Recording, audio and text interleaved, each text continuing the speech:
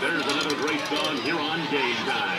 Today's game is being played according to the rules set forth by the Arkansas Activities Association. In the spirit of sportsmanship, Beebe High School and the AAA ask that all fans act responsibly and courteously to those around you. Vulgar, abusive, or demeaning language or disorderly conduct is unacceptable and unwelcome. Let's afford the student athletes, coaches, officials, and your fellow fans the respect they deserve. More great music is coming up here on Game Time.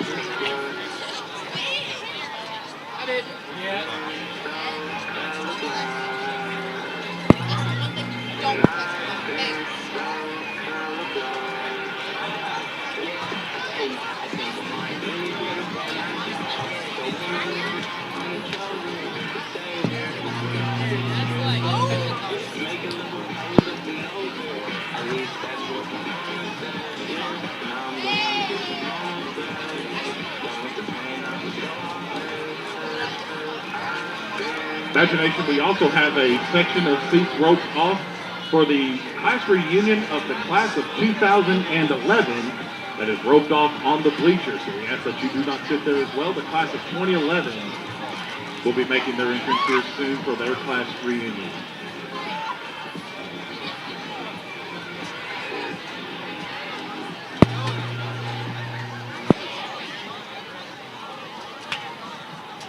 Ladies and gentlemen, we welcome you to A.S. Broward Stadium at Williams Field as the Beebe Badgers take on the Little Rock Christian Warriors for Homecoming 2021. At this time, let's meet our Homecoming Royalty 2021. Starting with freshman maid, Ella Crisco.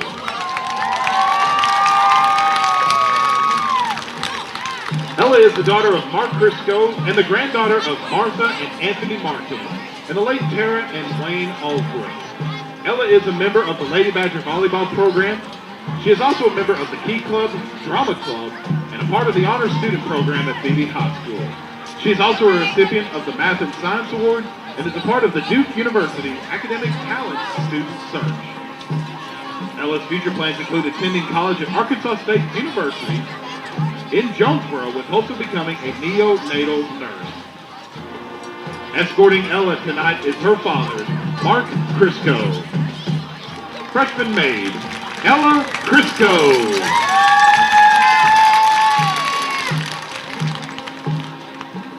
Freshman maid, Hallie Malone.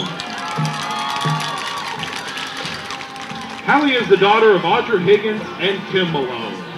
She is the granddaughter of Elizabeth and Clarence Higgins Jr.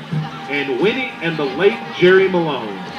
Hallie is a member of the Lady Badger volleyball team, Drama Club, HOSA, and a part of the honors program at Beebe High School. She has been nominated for numerous awards, including the Duke Tip, the Citizenship Award, Literacy Award, and has also received an invitation to Congress of Future Medical Leaders in Boston, Massachusetts. Hallie is currently undecided on where she will be attending college. However, she would like to attend medical school and pursue cardiology at Arkansas Children's Hospital. Tonight, Hallie is being escorted by her brother Spencer Malone and her father Tim Malone. Freshman maid, Hallie Malone.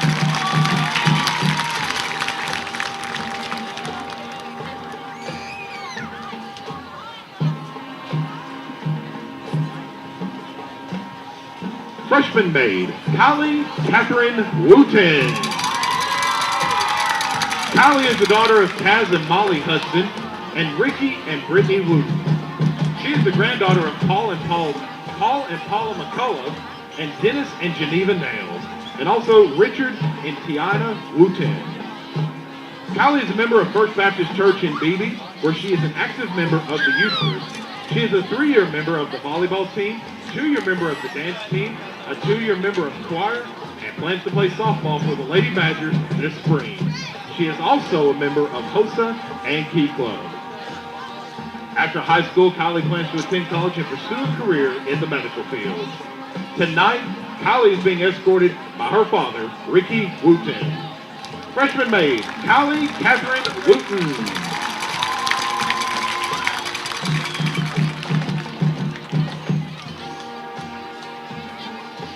Sophomore maid, Carly Felty. Carly is the daughter of Tim Felty and the late Kate Felty. She is the granddaughter of Linda Pageant and N.A. Felty of Des Arc. Carly is a 2-year member of the cheer team, and outside of school, she loves spending time with her best friend Peyton and her other friends, her boyfriend and his family, plus her own family and friends. She also enjoys cheering, working out, binge-watching Criminal Minds, working and going to church at Crossroads Cowboy Church and Union Valley Baptist Church. After graduation, Carly plans on attending ASU Beebe and obtaining her associate's degree in general studies, then either transferring to UAMS Nursing School to become an RN or obtaining her degree from ASU Beebe in Marketing and Business to gain an internship at First Electric Cooperative. Tonight, Carly is being escorted by her father, Tim Felty. Sophomore maid, Carly Felty.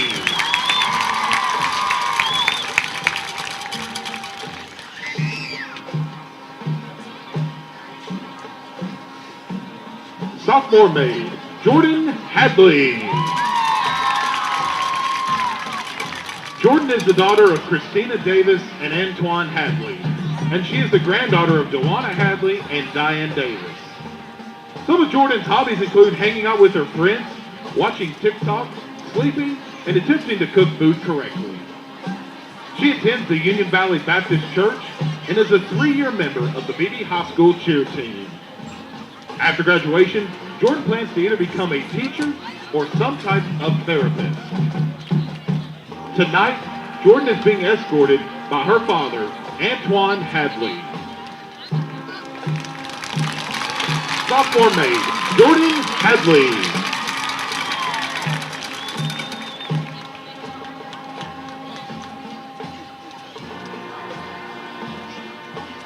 Sophomore maid, Katie Young.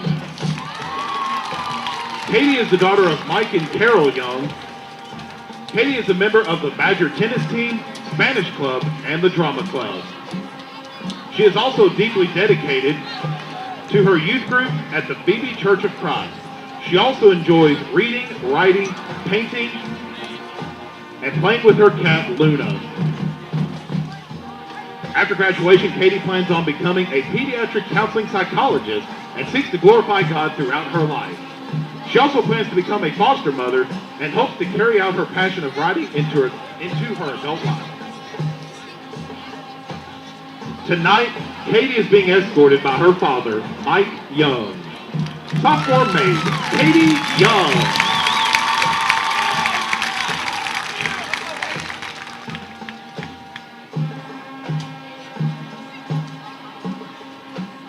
Junior maid, Claire Joanne Lewis. Claire is the daughter of Tony and Rachel Lewis and the granddaughter of Tommy and Myra Trobus, Joe and Sherry Freed. Claire has been a member of the golf team for 2 years, the basketball team for 5 years, the softball team for 3 years, an athletic trainer for 3 years, and HOSA for 3 years. She is also a member of Open Arms Assembly of God, and in her free time, Claire enjoys playing golf with her dad, shopping with her mom, taking photos with her friends, fishing with her dad and brother, and giving her dog belly rubs. After graduation, Claire plans on attending the University of Central Arkansas to obtain her degree in biology and then further her education at UAMS College of Medicine, where she plans to become a dermatologist. Tonight, Claire is being escorted by her father, Tony Lewis. Junior maid Claire Joanne Lewis.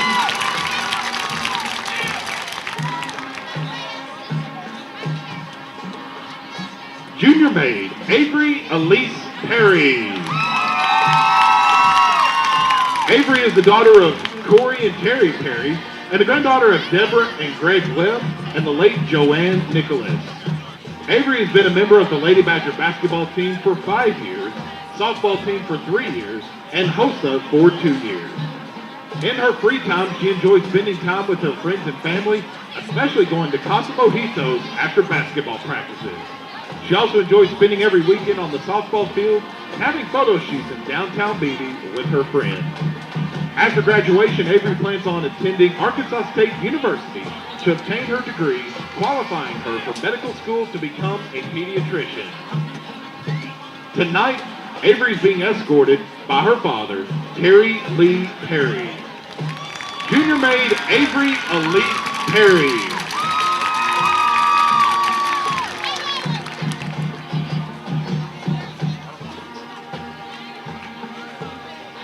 Junior maid Henley Sanders. Henley is the daughter of Matthew and Lindsay Sanders and the granddaughter of Rick and Linda Larson of Branson, Missouri, and Wayne Sanders and Jennifer Croteau of Tennessee. Henley is a 3-year member of OSA, where she is currently serving as vice president.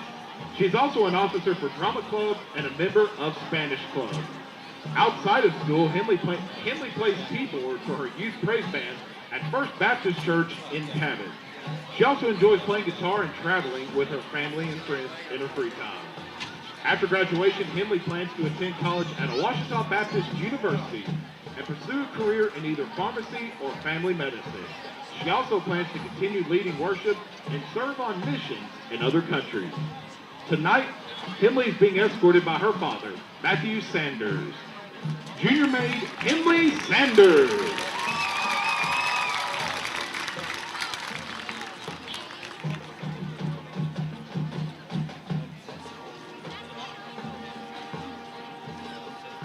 Senior maid Kendra Liana Gavin.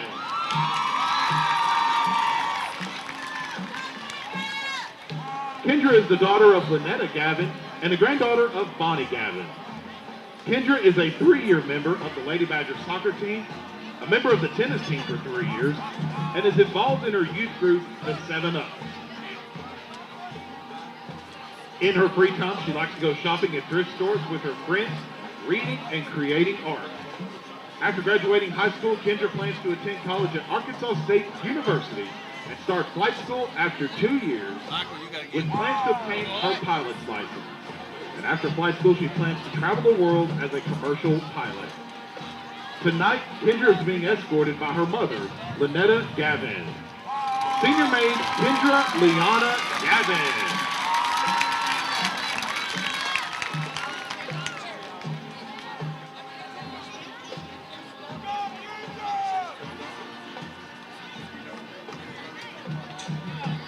Senior maid Lainey Anna Longing. Lainey is the daughter of Casey and Lynn Longing and the sister to Kaylin and Cade Longing. She is the granddaughter of Maxie and Donnie Longing and Bill and Judy Alexander. Lainey is a member of HOSA, Library Club, Drama Club, FBLA, Student Council for 2 years, and she's a member of the Union Valley Baptist Church. And within Union Valley, she is a member of the Refuge Youth Group and the No Mercy Youth Choir. And in her free time, she enjoys hanging out with her family and friends, her dogs, going fishing, and going hunting with her grandpa. After graduation, Lainey plans to attend Arkansas State University to obtain her degree in nursing to become a pediatric nurse. Tonight, Lainey is being escorted by her father, Casey Longing. Senior maid, Lainey Anna Longing.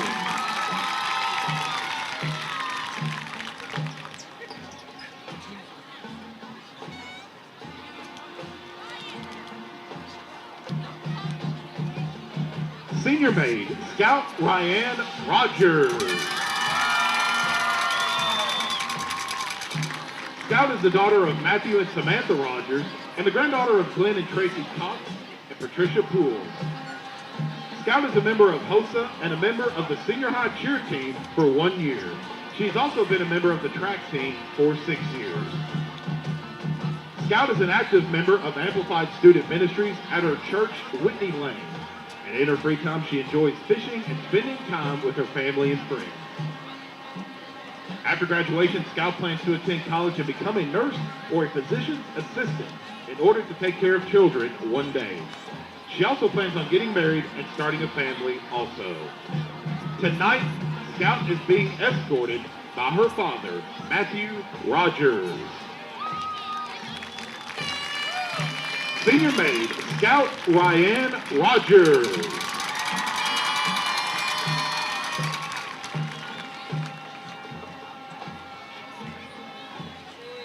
Ladies and gentlemen, we ask that you would please join us in standing and please welcome your 2021 Beebe High School Homecoming Queen, Olivia Renee McCormick.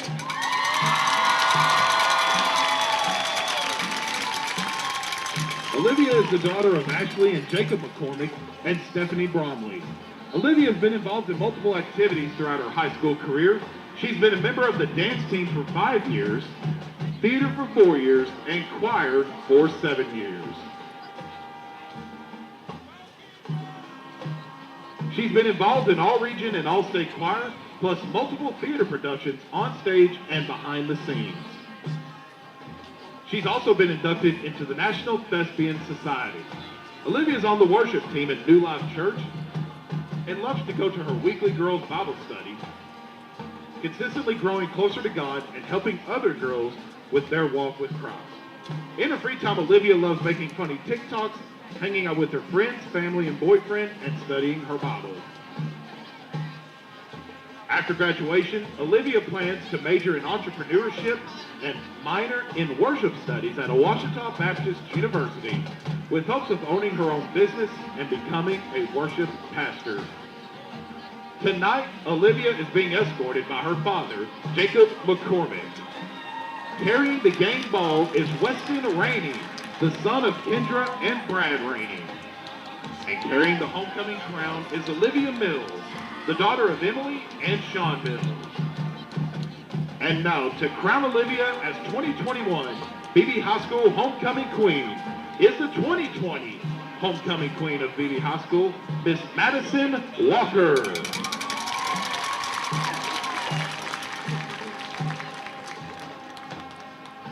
Ladies and gentlemen, your 2021 Beebe High School Homecoming Queen, Olivia Renee McCormick.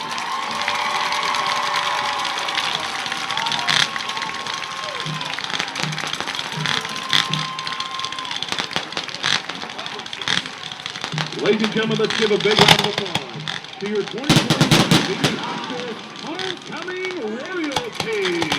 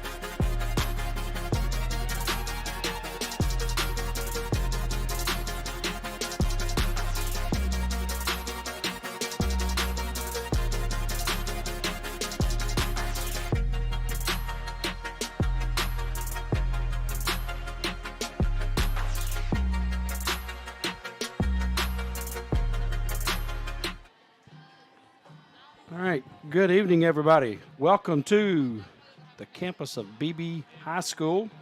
We are at Wooten Field and Bro Irwin Stadium for a game of tackle football between the Little Rock Christian Academy Warriors and the Beebe Badgers.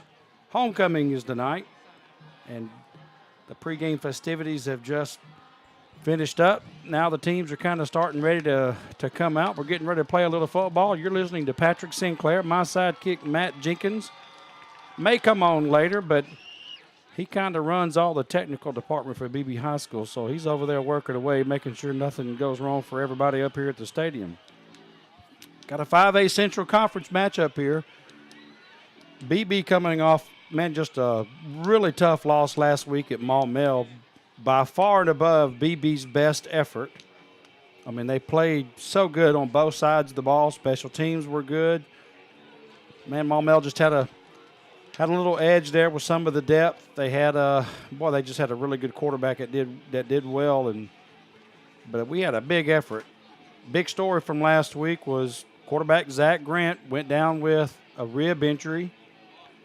The initial thought was he had a broke rib because I think one of the trainers felt something and said that might be a fracture or a crack. So we didn't announce it on the radio because we didn't know. They checked him out Monday, and it's just a bad sprain. It is not fractured. He is back. In fact, his dad spoke with some guys up here, and he feels good. He's ready to play ball. They said he's 98% back, and the other 2%'s in his head. So we're going to see how long it takes Zach to get that 2% out of his head. Huge effort last week by Chris Benton. Defensive end for Beebe, had a great game. Boy, he was just always penetrating, putting pressure on the quarterback, made a lot of tackles. Just had a good effort. Just had a good effort out of the defense last week. Offense, with Zach going down in the second half, early in the second half, Adrian Karanko had to come in from wide receiver, and we kind of made the comment, well, we sure wish we had Zach back. Now, we weren't saying Adrian's not a good quarterback. That's not what we were saying. And after the game, I was kind of reflecting back, and I was hoping nobody understood it to be that way. Reason we were saying we needed Zach because he's the leader of this team. The cadence that he calls is his voice. That's what the players are used to. Adrian is left-handed. Zach is right-handed. Different rotation on the ball. Hands it off different. It's not harder or one's more difficult than the other. It's just different. It's not what they practice day in, day out. So they needed the leader of their team, and he's going to be back tonight. And we're real excited to watch him. I'm personally just anxious to see, how he's going to come out and how he's going to react, how he's going to respond. Is he going to be a little timid, trying not to get hit, thinking he's going to get hurt again, or is he going to take it to him? So that's going to be the big story. I talked to Coach Cohu. He is the Little Rock coach, Little Rock Christian Academy. And a little bit of information he gave me. Got a really good quarterback. The thing you're going to see with Little Rock Christian Academy is they don't really have one big emphasis on one area or the other. They like to mix it up. They like to spread it out. They share the wealth. They've got a very good quarterback. He's number 4. Walker White is his name. Kid's just a sophomore. He can run it just as good as he can throw it, and they're going to make you cover the whole field. They're going to mix it up and like to do that run-pass option. They call it RPO. They're going to do that out of that spread formation. You're going to see 2 or 3 receivers on each side. Very likely not have a tight end, maybe a running back. They're going to mix it up. They make you guess, and they just try not to tip their hand. Running back is number 2. He's a senior. Javen Dyer Jones, we're going to be calling his name a lot. Kid can run, he's good, he's fast, he's very athletic. Not real big, but he runs hard, and he's hard to hem up. And they got a great receiver, number 16, Eli Cooper. He is a senior.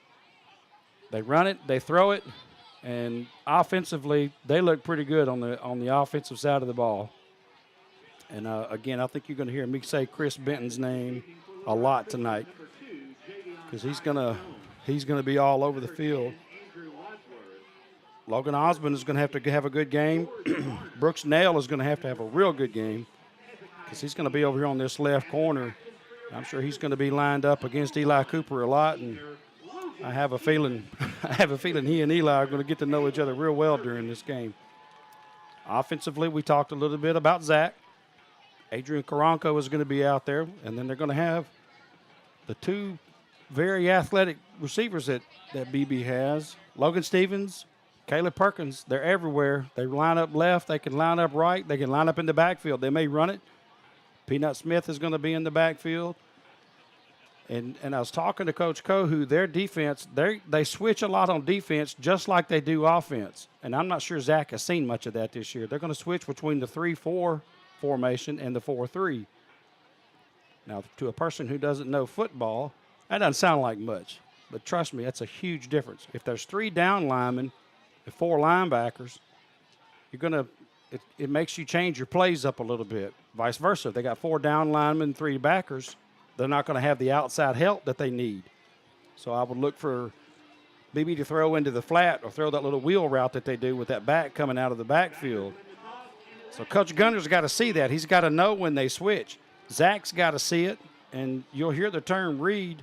Well, they got to read it. You know, that's what a read is. You got to take what they give you.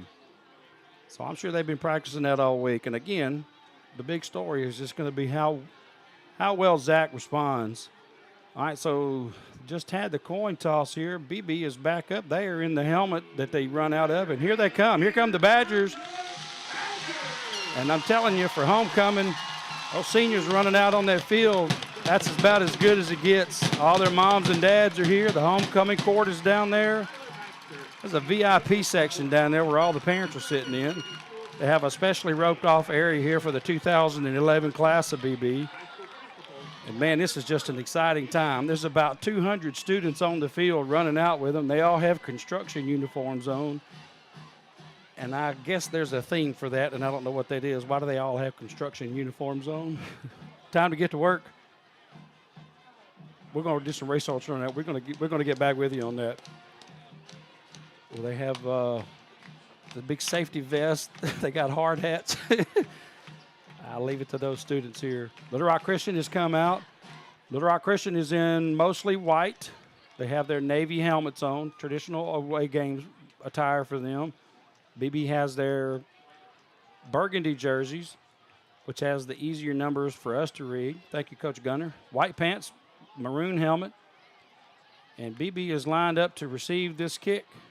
So I think they deferred. They will get the ball in the second half. Little Rock Christian is getting ready to kick it off. They're going to be to our right. That's going to be the south end zone. BB will be in the north end zone. They're going to be going from our left to our right.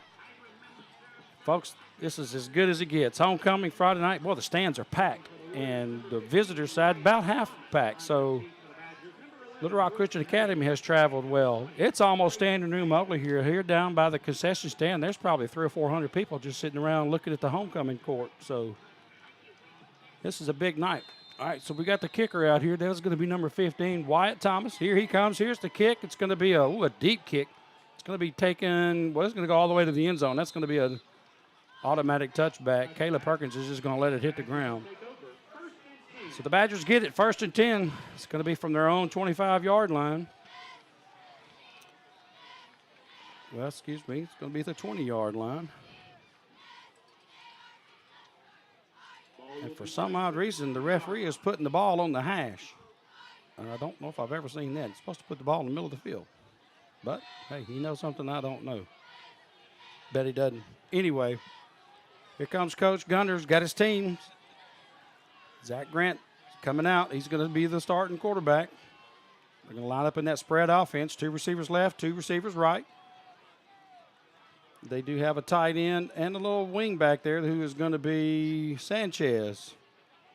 All right, Brooks Nail is in motion. He's looking up top already for Adrian Karanko, and that ball is going to be picked off. Adrian ran a deep post, was kind of open. He had a step on the receiver. That was going to be number 6, Miles Howard. And Zach just kind of underthrew him. He underthrew him about a yard, and Miles just jumped up and caught the ball. And, boy, I think if he had let him, it would have been a touchdown. Karanka with a great route. You know, he ran straight for a long ways, and then he started cutting it toward the middle of the field. And that's what a good receiver does. He just doesn't head to the post immediately. All right, so here comes Here comes Little Rock Christian, and I got that wrong. Eli Cooper is the quarterback. He is not the receiver. He's going to line up there in that spread offense. He's going to hand it off to Javen Dyer-Jones. He's going to go around the left side. He's going to get about 6 on the play. And again, this kid, he's not real big, but he's very fast and very athletic. And they're going to run it. They're going to mix it up. Looks to be an exciting formation here. They do the no huddle as well. It's going to bring up 2nd and 4. Ball just past midfield. It's on the Beebe 49-yard line. It's going to be the snap to Cooper. He's going to take it. He's going to give it to Jones again. He's going to go around to the right side. He is real close to a first down. In fact, I think where they're going to mark that on about the 45-yard line, and they're going to move the chain. So we are here early. 11 minutes and 14 seconds to go in the first quarter. No score. First possession of the game. Little Rock Christian Academy. The Warriors have the ball. They got that big lanky quarterback, Eli Cooper. And he's gonna check that play and look it over his coach and get another signal and change this up here. Play clock's down to 14. So here's going to be the snap. He's going to fake it, and he's going to dump it out here to number 82, and that is going to be Ben Riding is his name, 22. He is a junior wide receiver. Just a little quick catch there. He only gained 3. He was tackled immediately. I think that was Brooks Nail who came up and tackled him. So not much there for Little Rock Christian Academy on that first down play. Here's the snap again. Cooper, he's going to take it to Jones. Jones is going to bounce to the outside. He's got room. He's got to the sideline. He's going to be gone. He's down to the 15. He's going to be knocked out at about the 10-yard line. Man, with a big burst of speed there. Javen Dyer-Jones with a huge burst and just went out to the outside. He had a red jersey, and I couldn't tell who that was, but he bounced to the outside. He got to that sideline, and, man, he was gone. He almost took it in. He got ran down over there by, I don't think that was Brooks Nail again. So it's going to be first and goal. First and goal from just inside the 10. So it's technically 9.5. Here's the snap. He's going to give it to Jones again. He goes around the left side. Kind of carrying the scrum huddle there for a little bit, and they're going to end up with about 5 yards on the play. So he's down to the 4. It's going to be second and goal. Second and goal from the 4. Osborne, I think, made that tackle. Chris Benton there was kind of cleaning it up as well. So here comes the Warriors knocking on the door deep into the red zone. Eli Cooper is going to take this snap. He's going to look over here to the left side. He's got a man, and that ball is tipped away. That is tipped away there by Aiden Brinsfield. Made a great play. We just went right in front of the receiver. Receivers, and that kid is tall. I don't have their stats. I don't know how tall they are, but this kid's about 6'4", 6'5". His number is 88. His name is Gray James. He's a senior wide receiver, and Aiden Brinsfield just cut in front of him and batted away. Great play. So it's going to be up third and goal from the 4. We got a big play right here for Beebe. Cooper's going to take that. He's going to give it to Jones. Jones is met right at the line of scrimmage. He is met by Peanut Smith. He was the first one to hit him.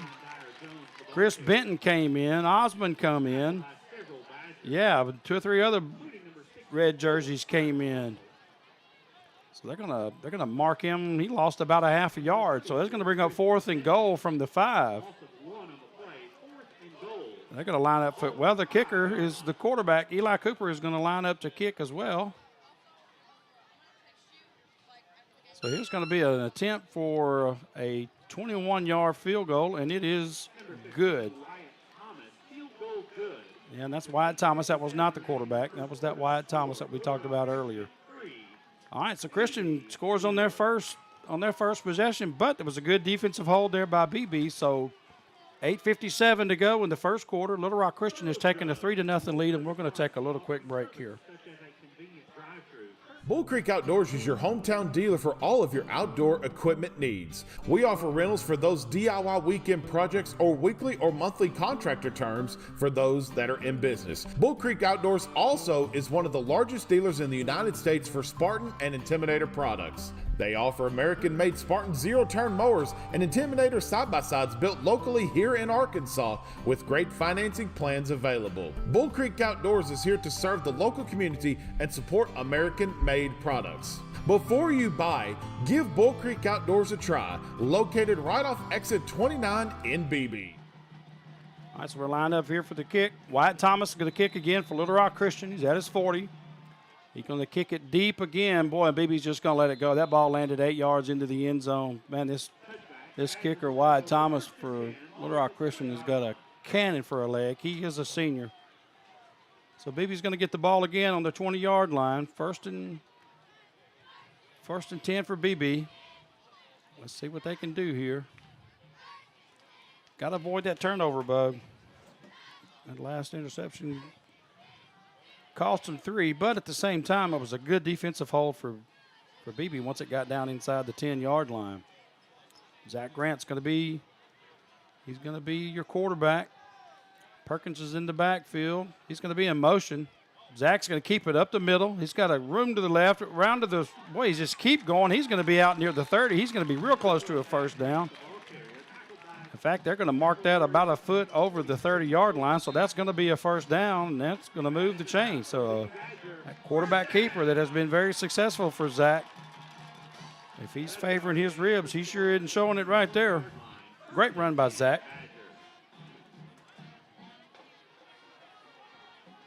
Badgers are lining up. They're getting their signal from Coach. Coach Gunner's flapping his wings and all that stuff over there. Here comes Zach getting ready to take this. Play clock down to 10. He's going to keep it again. Same exact play, round the same, just right over the guard there. And he's going to get about 7 on the play. So, man, Coach is going to stay with that keeper. And again, Zach, very good running back in his own right. He's out to the 37. Going to bring up 2nd and 3. Doing the no huddle, but they're taking their time. They're not in a rush, which is good. 2 receivers to the left, 1 to the right. Got 2 backs this time. Karanko's going to come in motion. And he's behind, way behind. He's going to throw a ladder out to Karanko. He's got it. He's got a good block. He's around the left side.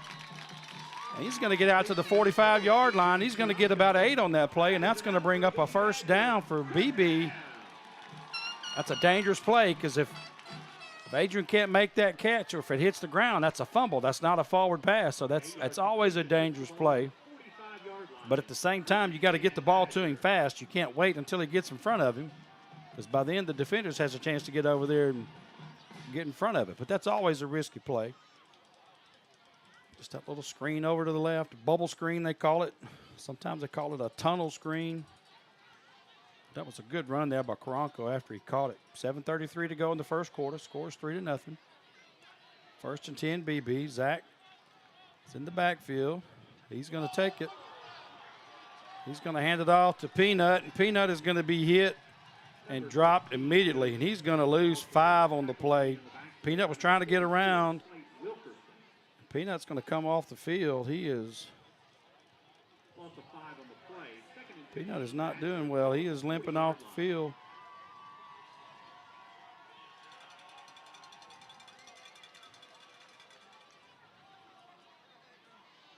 So I'm trying to check on Peanut. He's running over here to the bench. I think the trainers are going to tend to him. Loss of 5 on the play. Going to bring up 2nd and 15. Here comes Zach back in the quarterback. He's going to call the play. He's going to hand it off to, no, he's going to fake the handoff. He's going to hit it out here. He's going to dump it to, that's going to be the number 5 there, Jaden Smith, who makes a good little catch. Kind of spun back toward the middle of the field. And not only did he get that 5 back, but he got 6 more. So that's going to bring up 3rd and 4 for BB. Good move there by Aiden Smith. Jaden Smith. Kind of just a little quick hitch, and then he kind of turned it up the middle. Made a really good spin move there. Jaden very athletic in his own right. He's just a junior. We're going to see him again next year. Zach Grant's up. He is under center. Boy, this is an unusual. This is the old power eye right here. Hadn't seen this play in years. Boy, they're just going to run it off to the left tackle. They're going to give that. I think that's couldn't see who that back was.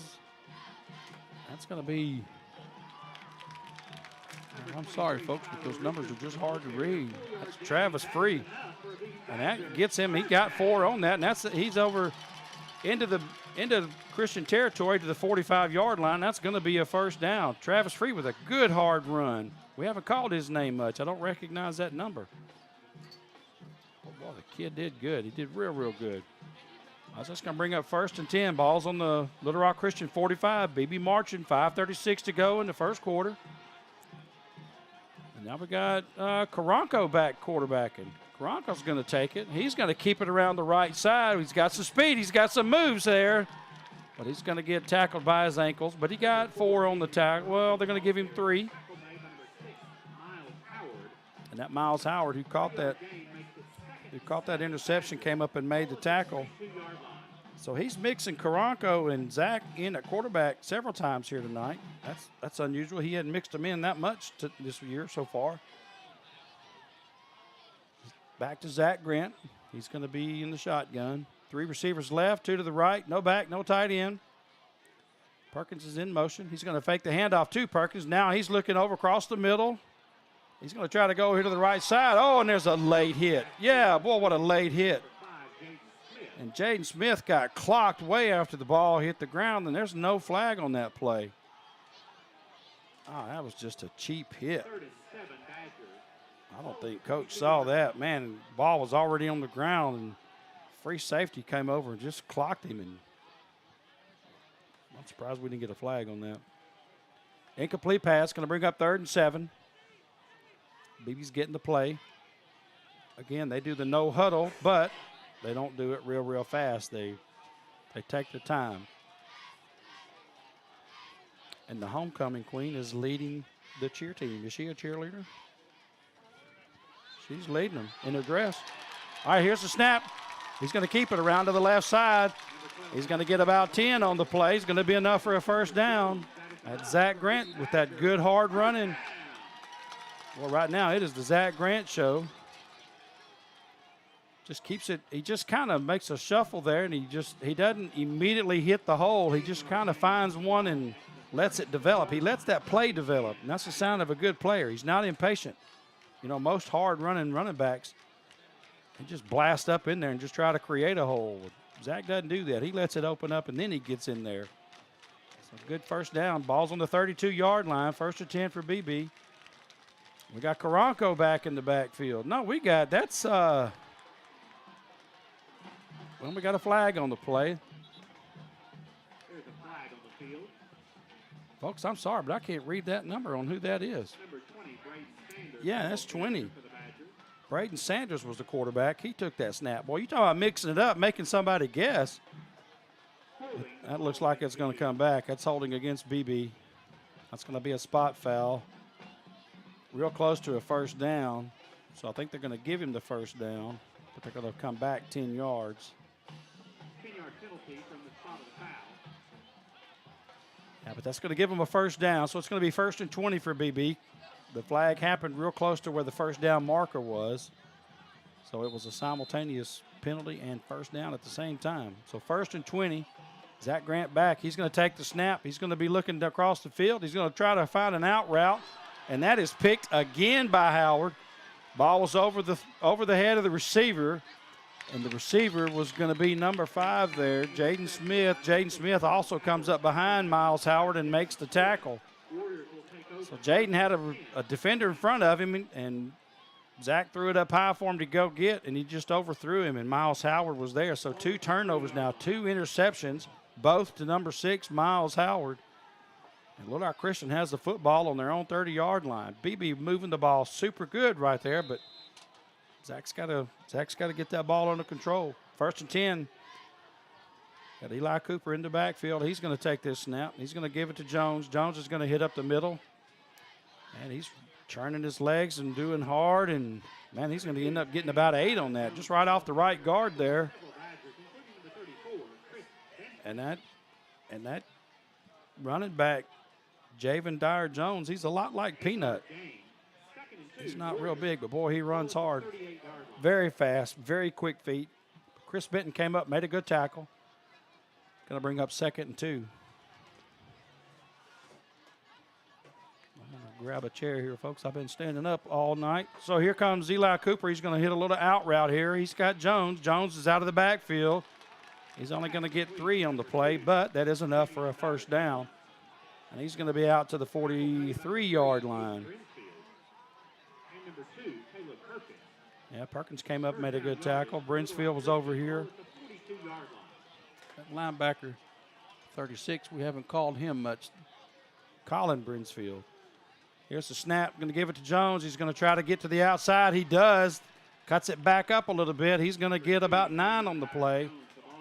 Very close to a first down. He's going to be half a yard short or so. Boy, they're just really working out this Javen Dyer Jones, really good running back, one of the better ones we've seen this year. Of course, he wasn't as good as that Dynamite Johnson from Maumelle last week. 2nd and 1. Cooper's going to take the handoff back to Jones, back up the middle. He's only going to get 3 on the play. Now they're going to end up giving him 5. He fell forward there for a little bit, but again, that's going to be plenty for a first down. Clock's going to stop while they move the chains. Clock's inside of 2 minutes. 1:58 to go in the first quarter. Christian has the lead, 3-0. This is their second possession. Now they are just taking their sweet time here. Eli Cooper is going to take this snap. 3 receivers to the right, got one over here to the left. He's going to fake it. He's going to keep it around to the right. The Beebe defense bought that fake. And, boy, he's going to be all the way down to the 21-yard line. That's going to be a gain of 22 on the play. Boy, he faked the handoff, and he just stood there like he gave him the ball, wanting him to run. And all of a sudden, the whole defense followed him, and he just bolted out to the right. Nobody out there. 1st and 10, Christian Academy. All right, he muffed that snap there. Now he's just trying to find the receiver downfield. He just basically threw the ball away. He threw it in the dirt at the feet of the receiver to not get a grounding call. It was actually a pretty heads-up play, but it's also good for Beebe to put the rush on him. So incomplete pass. That's going to bring up 2nd and 10. Yeah, and there is a flag there. The referee is just standing there, and he is not making any kind of a signal. The side just,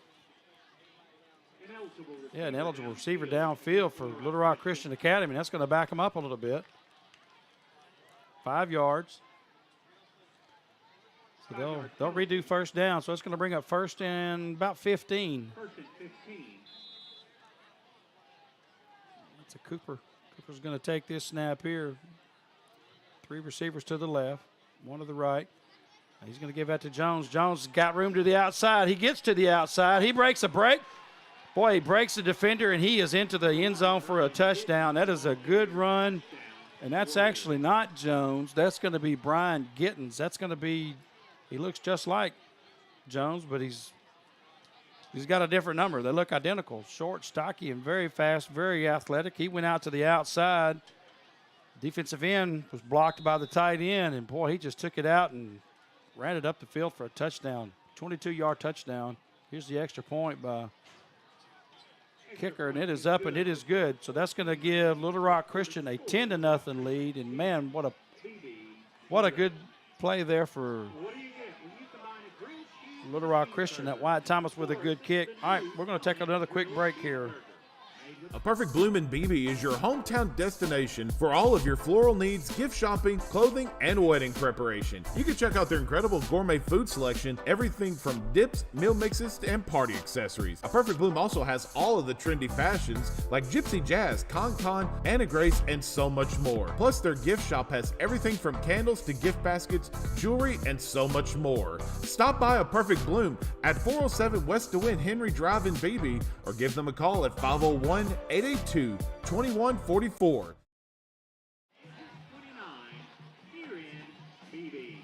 Listening to the announcer, too. I like to listen to him. We got one of the best announcers in the state, so I like to listen to him. Little Rock Christian is out. They're going to come up, and they're going to make the kick. And it's another booming kick. Ball's going to land in the end zone. And Arkansas high school football, that is an automatic touchback. So, Beebe, again, going to start their third possession from their 20-yard line, 1st and 10. I mean, I'm real impressed with how they're moving the ball.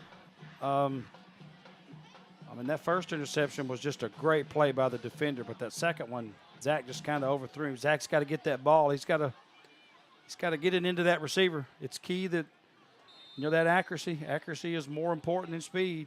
He's got to get it there on the target. Zach Grant's going to be the quarterback. We have 1:14 to go in the first quarter. The score is Little Rock Christian Academy 10, Beebe Badgers 0. This is the third possession for Beebe. Zach's going to take it. He's going to fake the handoff. He's going to keep it. He's going to go up the middle. There is no linebacker there. Zach's going to get 8 yards. Number 12, Zach Grant. Good hard run. Tackle made by the free safety. That's going to be Grayson O'Dwyer come up to make that tackle. But he's going to get about 8.5. It's going to be 2nd and a short 2 here. Good run there by Zach. Calling in the other play. Play clock's down to 15. Game clock is running. It's down to 39 seconds. And that play clock has gotten under 10 here. So Zach is up underneath the center this time. He's going to give it to Peanut. Peanut's going to hit immediately. Defensive end's over there. That's going to be 43. Folks at home having trouble reading those numbers over there. Holt Chapel came up and made a hit immediately on Peanut. Just brought him down. Peanut's not going to run through many people. He'll try to. He ain't scared. But he doesn't have the horsepower that he needs. And that's going to be the end of the first quarter. And that's been some good football here. Beebe moving the ball very well. They're back moving it now. 2 turnovers are going to cost them right here, but I think Beebe's going to do well here. We're going to take a quick break here at this quarter. Hi, welcome to Sonic. I need 3 uncorked slushes, cheeseburgers, adding strawberries to the sangria. Order up. Sonic uncorked Sonic grilled slushes, cheeseburger ready for pick up.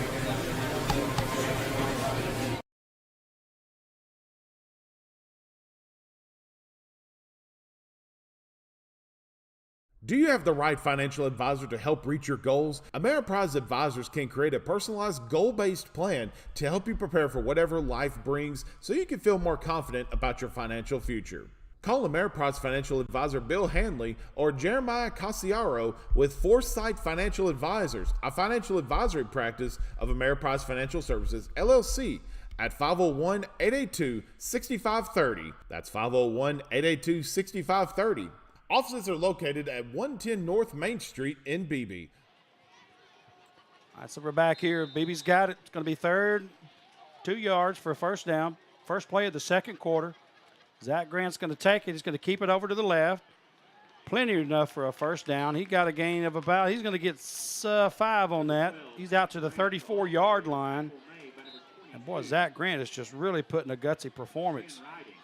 You get those completions on that pass, and we're going to turn this into a ball game because he's running the ball exceptionally well. Offensive line for Beebe has done very well. Every running play they're doing very well. Offensive line, they don't ever get the credit. None of them do. But they are putting forth a good effort tonight. Zach's going to take that. Karanko's in motion. He's right behind. He's going to stop right behind. Going to do that same lateral pass. Karanko's got it. He's trying to get to the outside. He does a little shovel pass. So when he catches it behind like that and it's a lateral, he can still forward it because you can't do 2 forward passes, and that's not 2 forward passes. And that actually wasn't a forward pass. It was a shovel pass. He just kind of dumped it out there to Perkins. And they're only going to get 1 yard, but, hey, that was worth it. That was worth everything about it right there just to see that. Karanko caught it. I mean, he was 6 or 7 yards deep. And he was getting some pressure from the defensive end over there, and he just dumped it to Perkins, which is a really heads-up play. I'm starting to think, was that designed to do that? Was he just trying to bail himself out? But here's the snap. Grant's looking for a long out route, and he's trying to hit Stevens. And Logan Stevens just couldn't quite make the play. He ran a good route. He was open. It was just a little bit over his head. And, again, Zach's got to get that to him. Zach's got to – their timing is there. I mean, they're cutting the route. And the ball is there where it needs to be. It's just high right now, and he's just kind of overthrowing. And usually that's just a sign he's trying too hard. Maybe he's got some adrenaline. I don't know. 11:09. Well, they're going to bring the ball back. They're going to get Beebe for a holding here. They're going to put that back to from the spot of the foul, and that's going to give them, boy, a second and about 25. I didn't see what number was holding. That's going to bring up second and 25, 11:09 to go in the second quarter. Little Rock Christian has a 10-0 lead. Beebe's got the ball way down and deep in their own territory. Now they're back to the 17-yard line. He's going to look over to the right, trying to find Brooks Nail, but it's overthrown. And that's going to bring up 3rd and 25.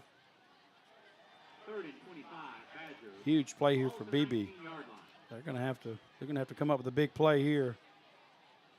Of course, you don't want to get greedy. You don't want to try to get it all back at one time. Just get a good completion. I'm going to look for him to get it to Karanko. Karanko is over here. He is in the slot on the left side. Stevens is split left. Here's the snap. He's going to, they're going to do the screen over here to Caleb Perkins. And he is met hard. I mean, takes a violent hit by Preston Davis. Preston Davis is that middle linebacker. He read it the whole entire way. He just blew through that line, and boy, he just put, well, and he's hurt. He put Caleb Perkins on his back very quickly, and Caleb is kind of coming up. That might have knocked the wind out of him a little bit. So that's a loss of a couple. That's 4th and 27 now. Here comes Jaffet Rodriguez. He's going to come out to punt. Boy, he's got a big duty here. Here's the snap. He's going to get a really good punt. It's going to be high. They're going to let it hit the ground. Takes a BB bounce. Gets over into Little Rock Christian territory. Down to their 44-yard line. There is a flag deep on the play. And I don't know what they're going to call here. They're going over to talk to the Little Rock Christian coaches. The referee is. Referee has the white hat. That's who calls the penalty. He's the one who announces the penalty. Any of them can call it. He's the one who signals it. And they're not doing anything right now. They're still talking to the coaches. I guess they're going to give the coach the option on what to do.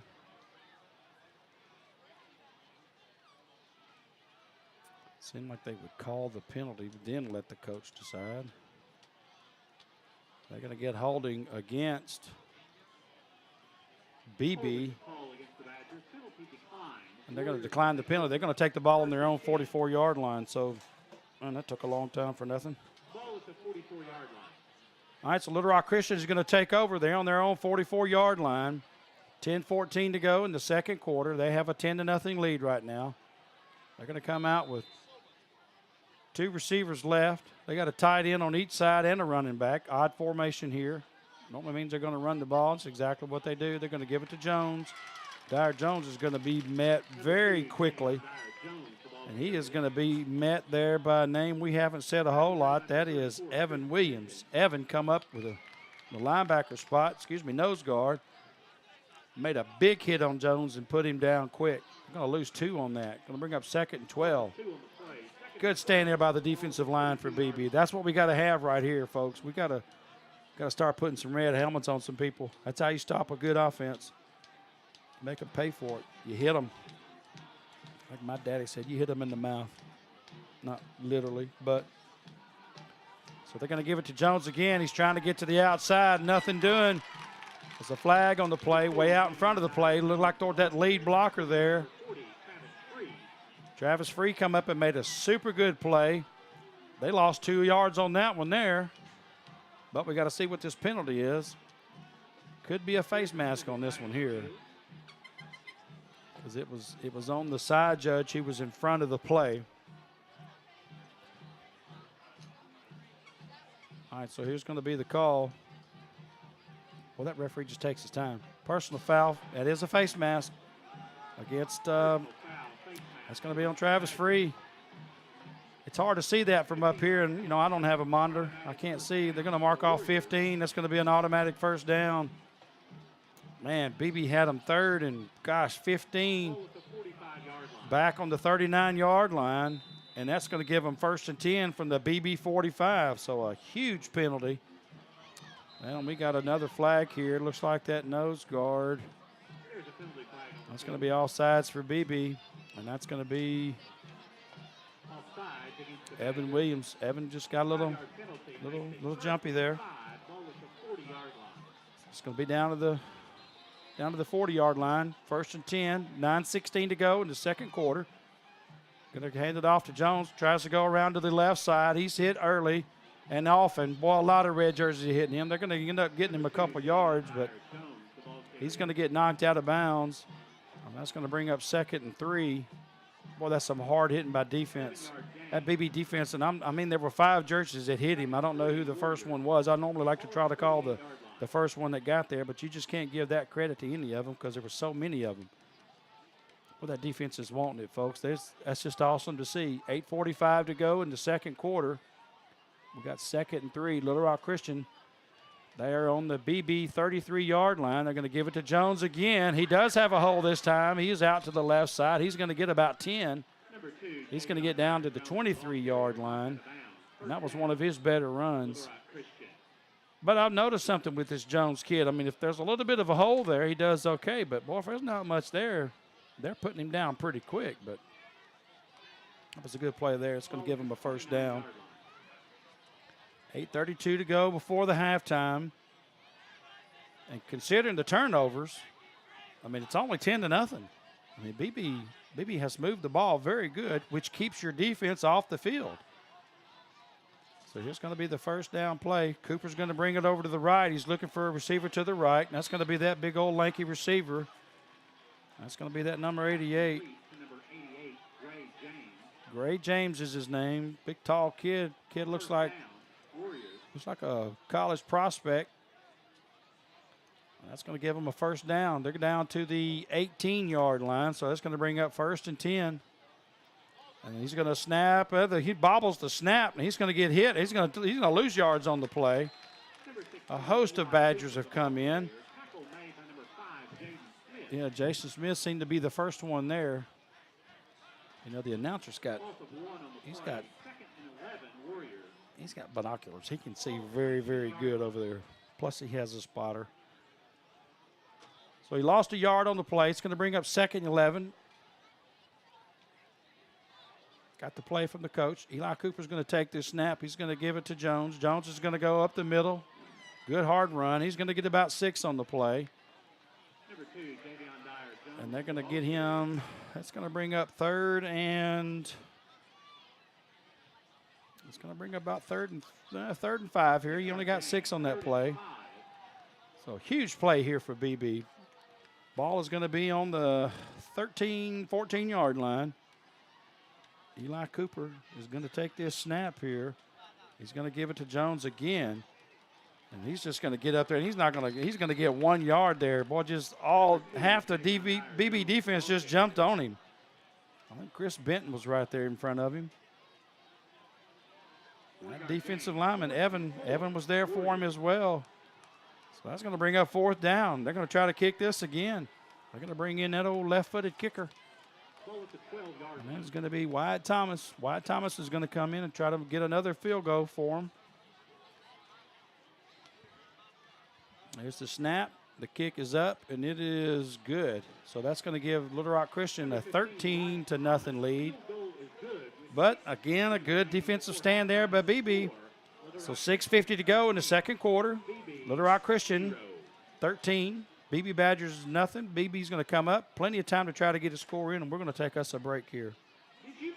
Hey, BB Badgers, this is Red River Auto Group, and we're excited to be partners with you guys this year and to sponsor some of the big things that you have going on. But, Caden, unfortunately, BB doesn't even have an auto dealership. But Red River can deliver your car right to your driveway. That's right, and teachers will even bring it right to your school. You don't even have to come out of your classroom. Well, it depends on what restrictions you have. You might have to come out, but you can sign your paperwork online, too. Again, thank you so much for allowing us to sponsor. We hope you guys have a safe football season, and we hope you guys have a successful football season. So if you're looking for a new vehicle, we hope you know where to go. Check out our family of dealerships at redriverauto.com. Hope to see you soon.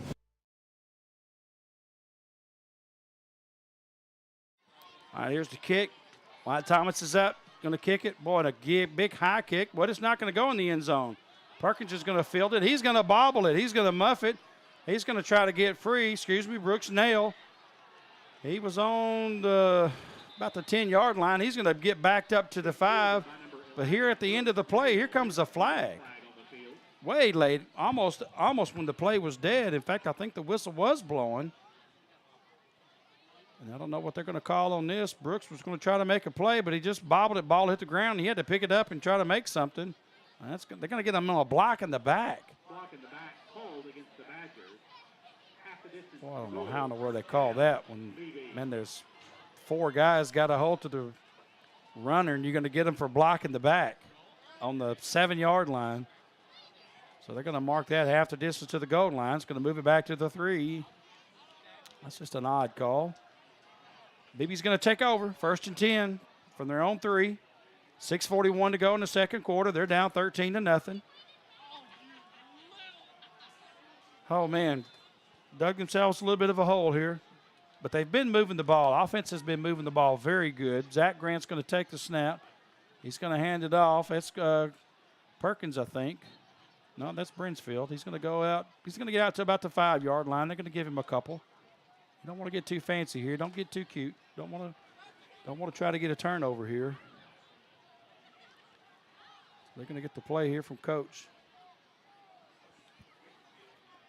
They're going to bring in some subs here. Travis Free has come in. Skylar Richardson's, he's still in the backfield. Zach's going to take this call. We got 3 receivers to the right, 1 to the left. Travis Free is going to be in motion. He's going to be the snap. It's low. He's going to keep it. And, boy, and he's tackled. The snap was low, and he didn't get a chance to he was going to try to look over here to the left on a pass play, but, I mean, the linebacker came in and just grabbed him by his ankles and took him down. 55 was his number, Jordan Johnson. Jordan Johnson came in and just he grabbed Zach. And he's going to end up losing 1 on the play. So 3rd and 9 here for Beebe. Whew, that's exciting, folks. That ball low like that, you hoping it doesn't trickle into the end zone. So Zach, he's in his end zone now. Ball's on the 3, 3rd and 9. A low snap again. He bobbles it, but he picks it up, trying to make a play. We got a flag in the backfield, and he's trying to hit Karanko on an out route. And incomplete. I think the ball was out of bounds anyway, so we got to see what this flag is. That's typically in the area of holding because it was there in that backfield.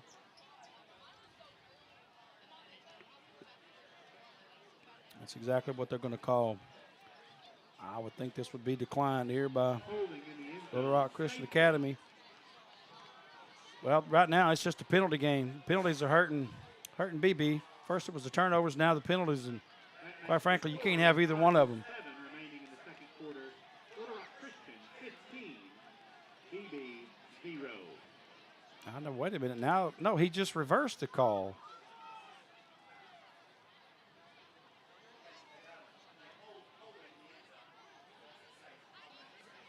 Oh, it was okay.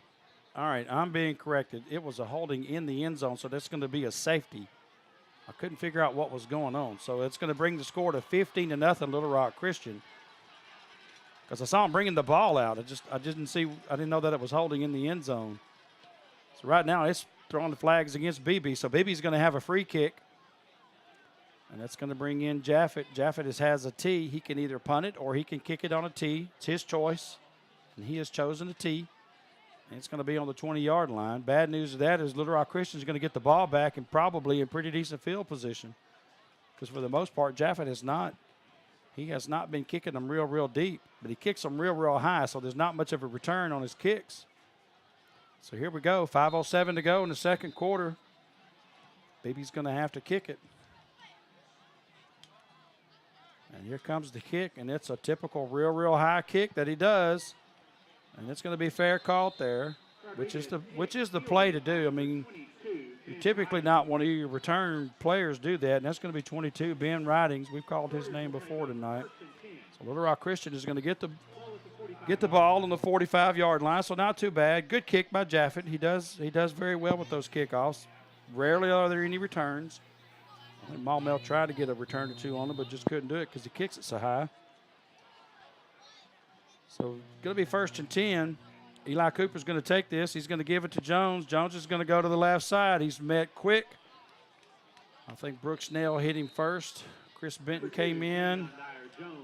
Boy, and then just got four red jerseys came up and made a tackle. He's only going to get 2 on the play. He's going to bring up 2nd and 8. 4:48 to go in the second quarter. I don't see Little Rock Christian just getting real cute here. I don't see them really trying to do much here at all, just other than run the clock out. And, boy, that right defensive end, Chris Benton, jumped off sides, and that's going to give Little Rock Christian 5 more. There's a penalty flag on the field. Well, Beebe's got to watch these penalties. The penalties right now are they're costly. Those yards just add up. I mean, a 5-yard penalty is just like giving them a 5-yard gain on a run. I mean, it's almost like a 5-yard complete pass. So here's the snap. It's going to be 2nd and 2. Going to give it to Jones. He's going to get around. He's going to get 5 on the play. That's going to get it down to the Beebe 40-yard line. That'll give Little Rock Christian 1st down here. So it's going to get it down to the 40. 1st and 10. Fresh set of downs. 4:13 to go. Clock still running. It stops briefly to move the chains, but then it picks back up. Both teams have time, all 3 of their timeouts. No team has called a timeout thus far. So we got 1st and 10, Little Rock Christian Warriors. Eli Cooper's going to be in the backfield taking this snap. And he's probably going to give it to Jones. No, he's going to look over to the left there. He's got that big lanky 88 over there. He's hit him well. He's a big target. And that's going to be Gray James. And he's going to get real close to a 1st down. Let's see where they spot him. 9-yard completion. Yeah, they're going to give him just about a ball short. So a gain of 9.5, 2nd and 1.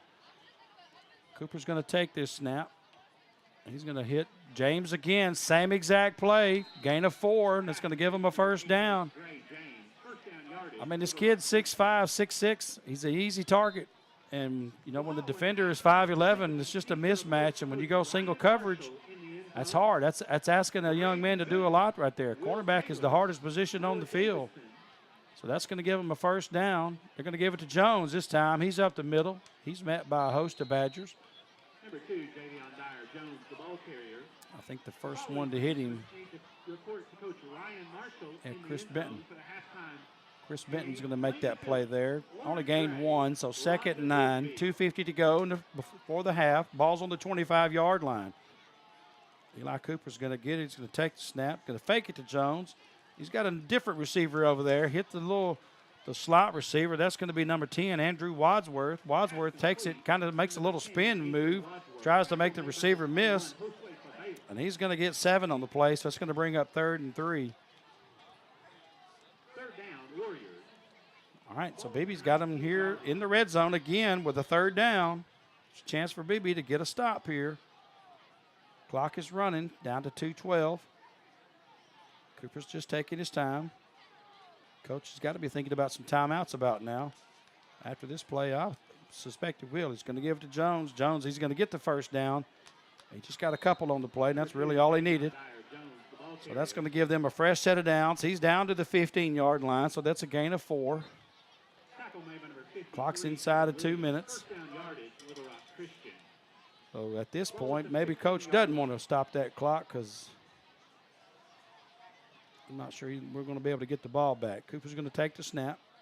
He's going to fake the handoff. He's under pressure. Chris Benton's got him by the jersey. Let him go. Peanut's running him down. And he's going to hit Gray James. He catches the pass, but he landed out of bounds, so that's an incomplete pass. Boy, that's a great defensive effort there for Beebe. You had 2 defenders putting a lot of pressure on him, makes him make a wild throw, which was caught by Gray James, but he was out of bounds. So chalk one up for the defense right there. Good defensive effort. Again, that stops the clock. So 1:37 to go. 2nd and 10. Big play there for the BB defense. Cooper's in the shotgun. calling out his plays to his players. He's going to take this snap here. And the tight end moved. Excuse me, that's the right tackle. He jumps. That's going to be Jack Davis. So false start there. That's going to back them up 5 more yards. Hey, finally they got a flag. 2nd and 15. Ball's on the 20. That pushes it back even more for a field goal. Right now it would be about a 37-yarder. Of course, Wyatt's got a pretty good leg. I'm thinking he could probably get out to the 45 or 50 on one. All right, so that's going to be a flag here again. I think they're going to get him for, false start again. It was on this right side, but I don't think it was 52. I think it was 54 that time. They're going to give that to 54, and that's going to be Andrew Lord. I bet that's what they're saying. Good Lord, what are you doing, son? 1:36 to go in the second quarter. They're going to back them up 5 more. Now we got 2nd and 20, balls on the 25. So that's going to make a 42-yarder if they had to kick it from here.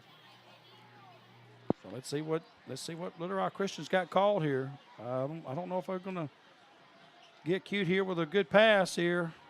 Cooper's going to take it. There is no running back. He's looking across the middle of the field. He's looking for Gray James on a post route, and he is open, but he overthrows him. Incomplete pass. Gray James was covered there by defense very well. He had to kind of throw it up high, hoping that lanky rascal could go get it, and he could not. So, man, now we've got huge play here for Beebe, or Little Rock Christian. Ball's on the 25, 3rd and 20. They can get a first down if they get inside the 5. So, 1:30 to go. So, 3rd and 20.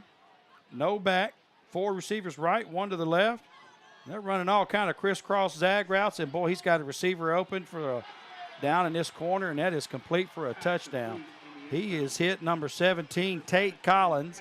With those 4 receivers, there was only 3 defenders over there. Tate just run down the field, and the free safety had to choose between the inside or the outside. He chose the inside, and they go outside to Tate Collins, and that's going to be a touchdown for Little Rock Christian. That's a play they have not ran all night tonight.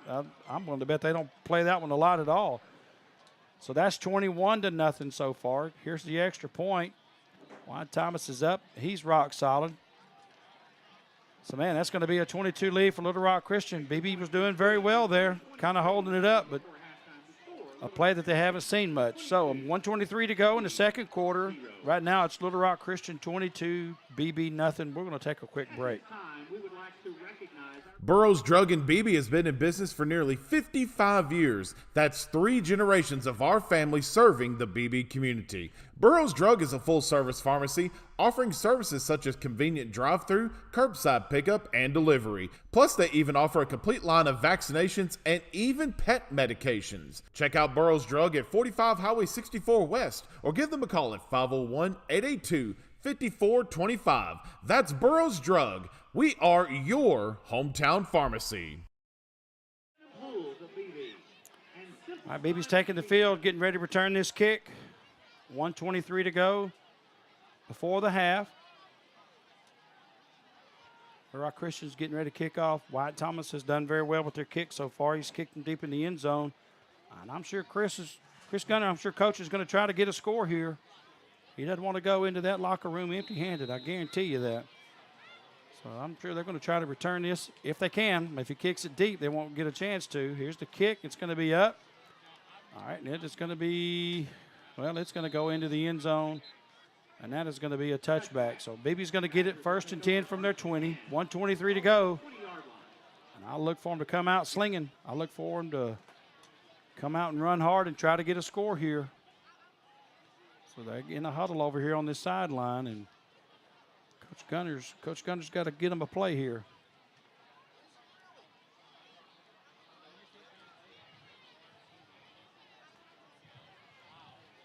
And the Badgers take the field.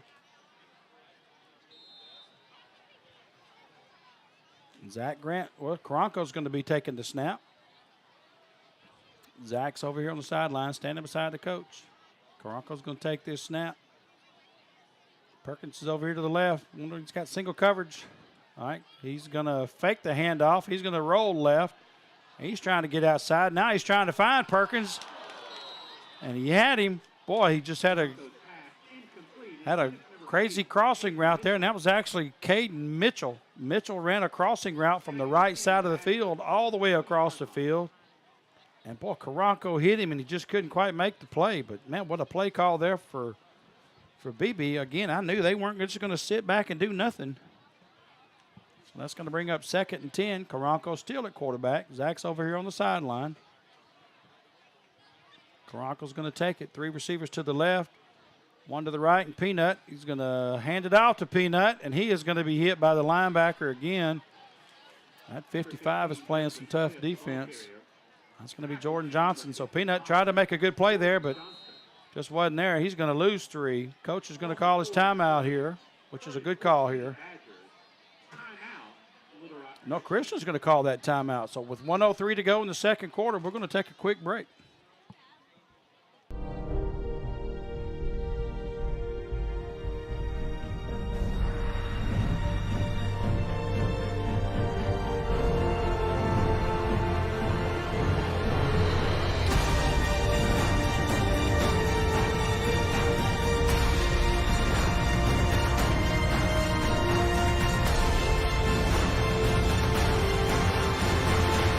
Always ready, always there. Visit NationalGuard.com to find out more.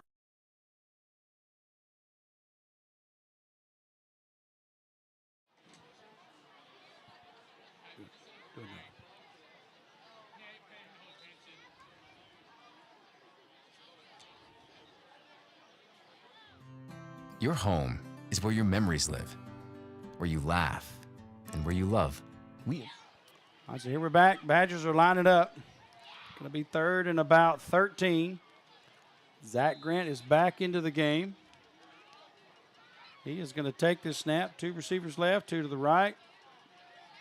And he is going to be looking over here to the left. They're going to have a little double move by Perkins. Perkins is going to run, and he's overthrown. Well, Beebe tried to go for it all, but it's actually pretty good coverage here. 21 for Little Rock Christian was way deep on that. They're talking about a prevent defense. He was 20 yards off the ball when they snapped it. 21 is going to be Keegan McCarver. That's usually not a good play. That's usually not smart to do that, but they're trying to prevent that deep ball. That's going to bring up 4th and 13. So Rodriguez is going to come out and punt at the ball. Try to put Christian back as far as they can. He's going to be the snap. He's going to take it. Good punt. Ooh, they came after him. They tried to block everything about it. Boy, they just wiped out Rodriguez. Well, they just wiped him out. And he's looking at the ref like, man, that's not roughing the kicker. He got mugged. That's assault and battery right there. Man, he just knocked his lights out after he was kicking. But it was a good punt. He got it past midfield. Ball's on the Little Rock Christian 49-yard line. It's going to be 1st and 10 with 48 seconds. And before half, and I don't see Little Rock Christian doing much here. They're in the spread formation. They're giving all indications they're going to throw the football. They got 3 receivers to the right, 1 to the left, and they got the 1 lone running back. And they're going to be looking. They're looking across the middle. He's now they're going to throw over here to the out route, and that's at 17 again. That's going to be Tate Collins, and that's going to be a gain of 9 on the play. Very close to a 1st down, and I thought that, well, that's an odd play call. They're going to call timeout again. Christian's going to, boy, they're trying to get another score in before halftime. They're getting pretty aggressive here.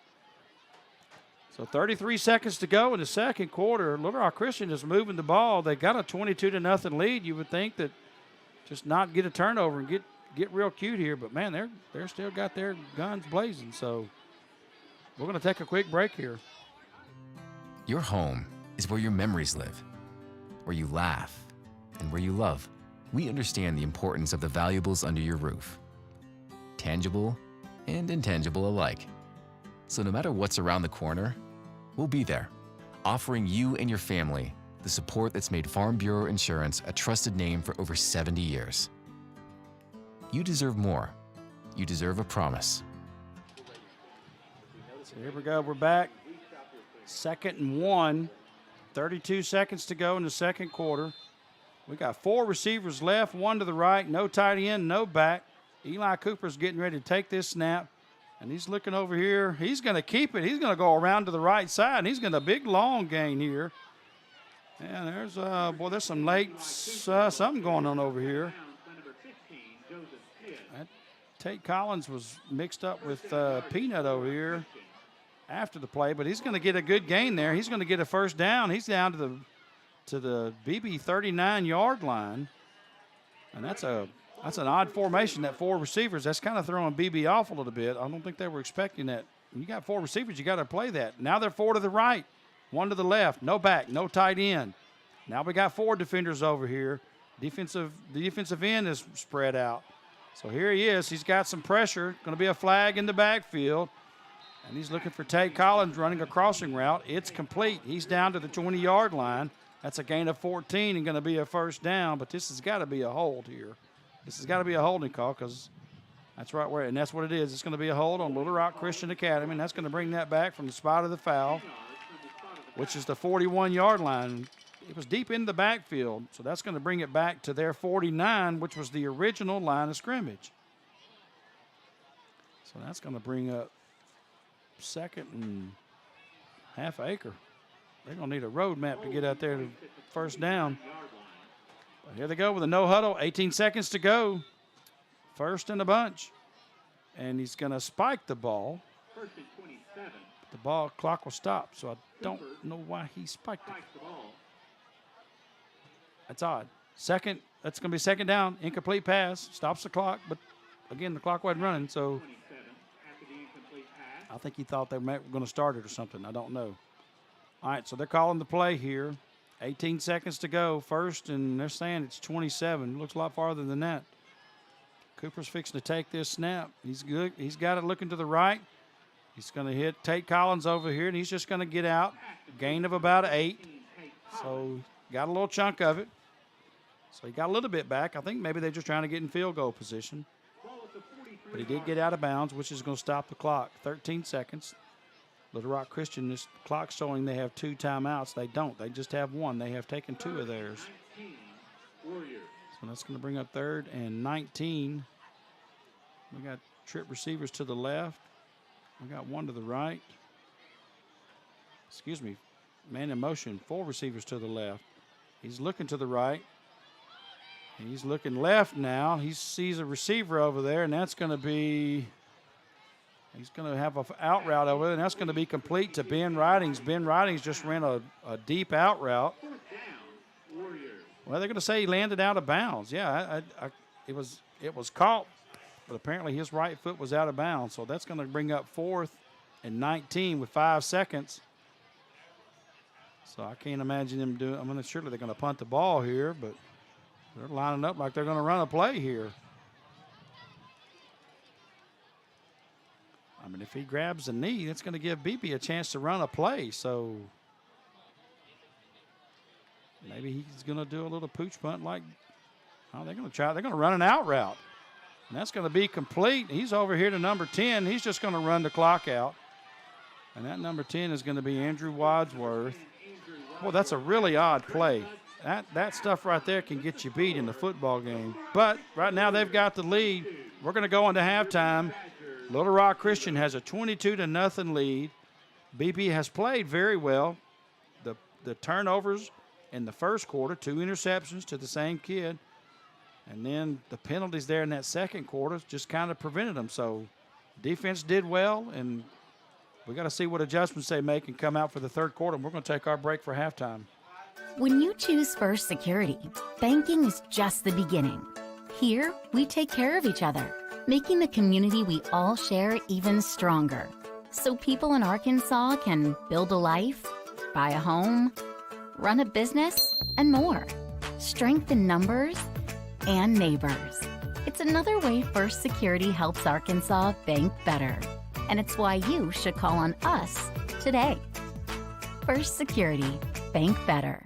Burroughs Drug in Beebe has been in business for nearly 55 years. That's 3 generations of our family serving the Beebe community. Burroughs Drug is a full-service pharmacy offering services such as convenient drive-through, curbside pickup, and delivery. Plus, they even offer a complete line of vaccinations and even pet medications. Check out Burroughs Drug at 45 Highway 64 West or give them a call at 501-882-5425. That's Burroughs Drug. We are your hometown pharmacy. Bull Creek Outdoors is your hometown dealer for all of your outdoor equipment needs. We offer rentals for those DIY weekend projects or weekly or monthly contractor terms for those that are in business. Bull Creek Outdoors also is one of the largest dealers in the United States for Spartan and Intimidator products. They offer American-made Spartan zero-turn mowers and Intimidator side-by-sides built locally here in Arkansas with great financing plans available. Bull Creek Outdoors is here to serve the local community and support American-made products.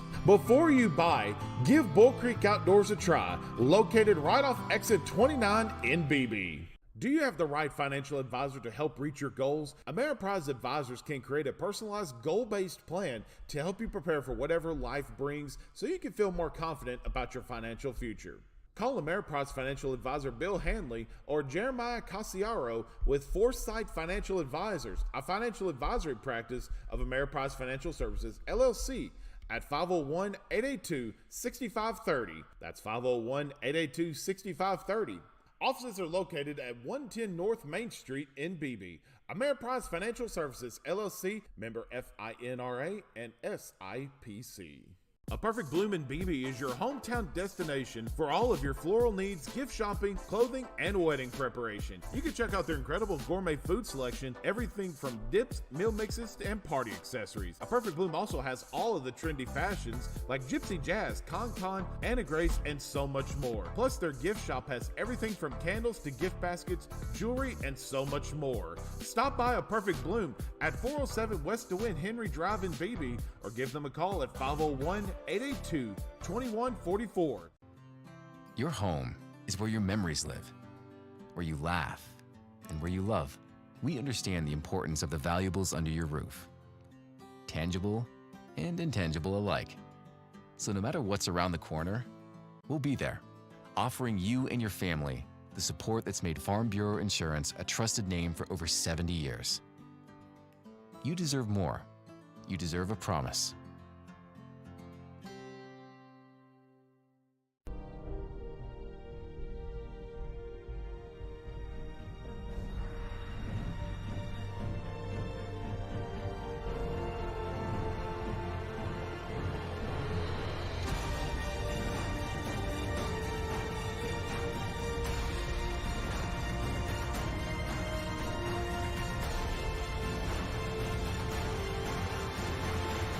Always ready, always there. Visit NationalGuard.com to find out more.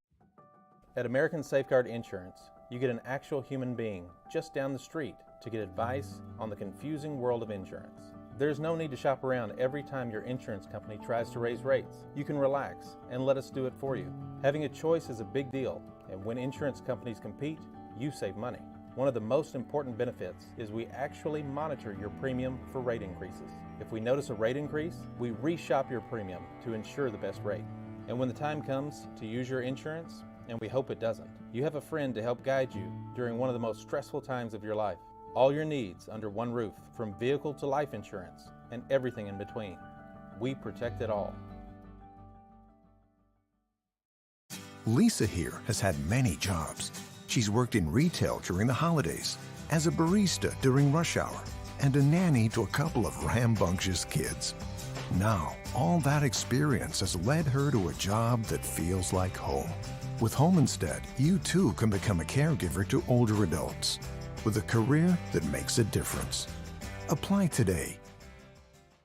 Hey BB Badgers, this is Red River Auto Group, and we're excited to be partners with you guys this year and to sponsor some of the big things that you have going on. But Caden, unfortunately, BB doesn't even have an auto dealership. But Red River can deliver your car right to your driveway. That's right, and teachers, we'll even bring it right to your school. You don't even have to come out of your classroom. Well, it depends on what restrictions you have. You might have to come out, but you can sign your paperwork online too. Again, thank you so much for allowing us to sponsor. We hope you guys have a safe football season, and we hope you guys have a successful football season. So if you're looking for a new vehicle, we hope you know where to go.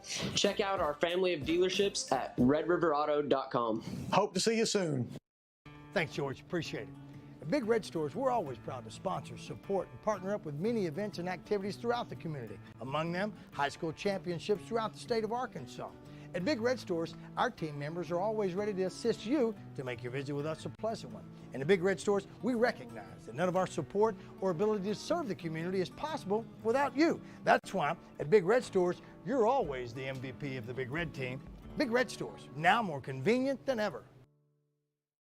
My name is Richard Bell. I'm the CEO and president of Bell & Company. Why do people at Bell & Company stay so long? I guess because it's a great place to work. It's a great place for opportunity, and it's really a great place for someone who is first generation to succeed, usually maybe being the first in their family to graduate from college, and then also those who are want to be rewarded for their hard work and expertise and what we're all about. It's kind of first generational type success.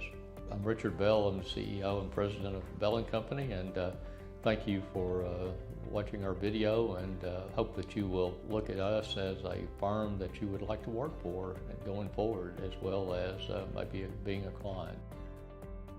Since 2003, First Trust has been providing exceptional home loan experiences to our customers. We're constantly growing and expanding into other areas throughout Arkansas and many of the southern and midwestern states.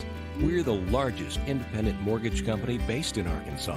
That means we can provide Sheridan with the best personal care and competitive rates. First Trust Home Loans. Mortgages made easy.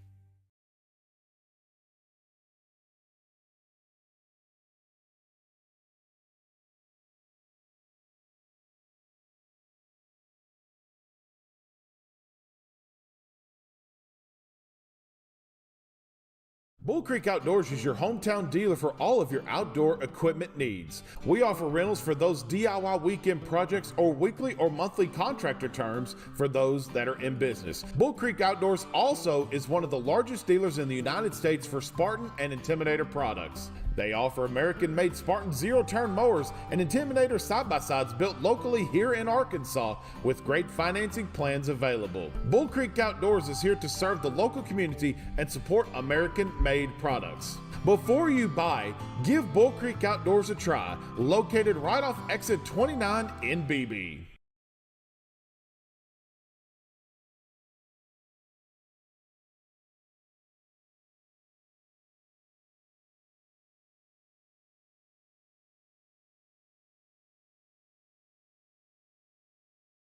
Hi, welcome to Sonic. I need 3 uncorked slushes, cheeseburgers.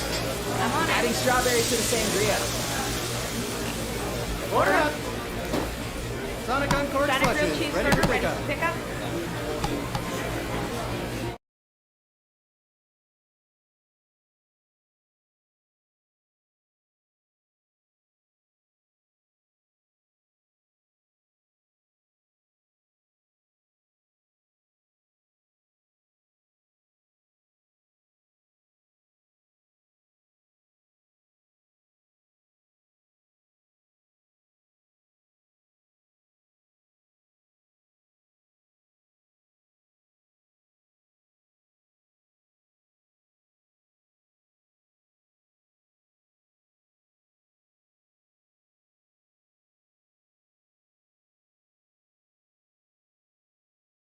Here, and we have a special guest that we're going to do a little quick interview with, because I have heard a rumor about this young lady, and I want to confirm that.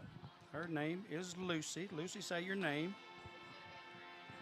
Lucy, what was your last? Oh, she's shy. Well, I heard a rumor about you. I heard that you might be the homecoming queen in a few years. You think you're going to be the homecoming queen? That's what I'm saying. That's what I heard. So what do you think about the game so far? Uh-oh, she can't do it. Well, here, Patrick, I'll jump on here with you. Okay. Matt, what do you think about the game so far? Patrick, it's been great so far. I mean, obviously I say great so far. That means the team, really to this point, I mean, you've seen a great defensive effort, try to keep the Little Rock Christian, or keep Beebe in this thing here. And You've seen this offense been able to move the ball from time to time, but Patrick, offense was moving the ball. Yeah. The 2 picks killed us. Yeah. Defense was doing great. The penalties there in that second quarter. I mean, those holdings and those false starts. I mean, you just can't give up the yards. You want them to play aggressive. You don't tell them to back off. Right. They just weren't doing it. And well, I think if you were able to keep that last touchdown out and go into the halftime with about the 15-0 cushion, all things considered offensively with the turnovers and different things about it, probably would have worked out a whole lot better. That's enough out of me. We got somebody else. We got a Martin in the house now. All right. Look at you, got a little fan club out here. So we are talking to Natalie Martin's child. Natalie was the homecoming queen in 2002. I was at that game. And my little girls, who were little bitty at the time, were adoring every move she made that. So what is your name? Macy. All right, so we have a talker here. What do you think about the game? You think it's been good? Yes. You think Beebe's got a chance to come back? Yes. I heard a rumor about you, too. I heard you were going to be the homecoming queen just like your mom. Think you can do it? Yes. That's why, yeah. What's that? What grade are you in? Third grade. So that's what, 8 years? 7 years? She'll start hitting that homecoming court in 9th grade. 9th grade. See, I didn't do math. Yeah. They didn't teach math when I was young, so we just kind of had to wing it. You believe that? So most of the family, I know, man, the family's all here all around the window. In fact, I am going to get my camera here. This is what we're about. We are about families here. We are about coming out to the ball games. All right, I got to get let me get my little flash. So who is your favorite player? Jaden. Jaden is her favorite player. All right. Hey, he's good. I've called his name a whole bunch tonight. We got a good football team. Look at the crowd. Look how many people are here. Homecoming is probably the best game of the year. You got all the parents. You got the VIP down there. You got the band. You got the dance team. You got the cheerleaders. You got all these little knuckleheads. So how many of these are your family? Who is this? One's my sister and the rest are my friends, and then that's my mom. Well, we all know her. She was the homecoming queen. So anyway, well, I'm glad you came up and talked to us. You got to do one thing. Can you do one thing? Can you just act a little crazy? Can you just kind of yell, "Go Badgers"? Go Badgers! That's what I'm saying. Go Badgers! Well, she did that good. Glad you came up here, okay? We're going to take another quick break here. When you choose First Security, banking is just the beginning. Here, we take care of each other, making the community we all share even stronger. So people in Arkansas can build a life, buy a home, run a business, and more. Strength in numbers and neighbors. It's another way First Security helps Arkansas bank better. And it's why you should call on us today. First Security, bank better. Burroughs Drug in Beebe has been in business for nearly 55 years. That's 3 generations of our family serving the Beebe community. Burroughs Drug is a full-service pharmacy offering services such as convenient drive-through, curbside pickup, and delivery. Plus, they even offer a complete line of vaccinations and even pet medications. Check out Burroughs Drug at 45 Highway 64 West or give them a call at 501-882-5425. That's Burroughs Drug. We are your hometown pharmacy. Bull Creek Outdoors is your hometown dealer for all of your outdoor equipment needs. We offer rentals for those DIY weekend projects or weekly or monthly contractor terms for those that are in business. Bull Creek Outdoors also is one of the largest dealers in the United States for Spartan and Intimidator products. They offer American-made Spartan zero-turn mowers and Intimidator side-by-sides built locally here in Arkansas with great financing plans available. Bull Creek Outdoors is here to serve the local community and support American-made products. Before you buy, give Bull Creek Outdoors a try, located right off exit 29 in Beebe. Do you have the right financial advisor to help reach your goals? Ameriprise Advisors can create a personalized goal-based plan to help you prepare for whatever life brings so you can feel more confident about your financial future. Call Ameriprise Financial Advisor Bill Hanley or Jeremiah Casiaro with Foresight Financial Advisors, a financial advisory practice of Ameriprise Financial Services, LLC, at 501-882-6530. That's 501-882-6530. Offices are located at 110 North Main Street in Beebe. Ameriprise Financial Services, LLC, member FINRA and SIPC. A Perfect Bloom in Beebe is your hometown destination for all of your floral needs, gift shopping, clothing, and wedding preparation. You can check out their incredible gourmet food selection, everything from dips, meal mixes, and party accessories. A Perfect Bloom also has all of the trendy fashions like Gypsy Jazz, Con, Anna Grace, and so much more. Plus, their gift shop has everything from candles to gift baskets, jewelry, and so much more. Stop by A Perfect Bloom at 407 West DeWitt Henry Drive in Beebe or give them a call at 501-882-2144. Your home is where your memories live, where you laugh, and where you love. We understand the importance of the valuables under your roof, tangible and intangible alike. So no matter what's around the corner, we'll be there, offering you and your family the support that's made Farm Bureau Insurance a trusted name for over 70 years. You deserve more. You deserve a promise.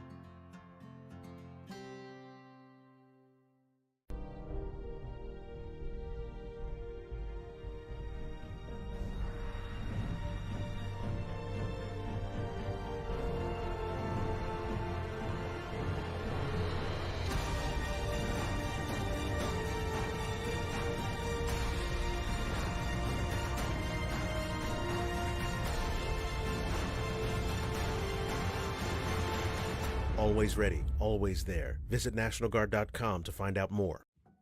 At American Safeguard Insurance, you get an actual human being just down the street to get advice on the confusing world of insurance. There's no need to shop around every time your insurance company tries to raise rates. You can relax and let us do it for you. Having a choice is a big deal, and when insurance companies compete, you save money.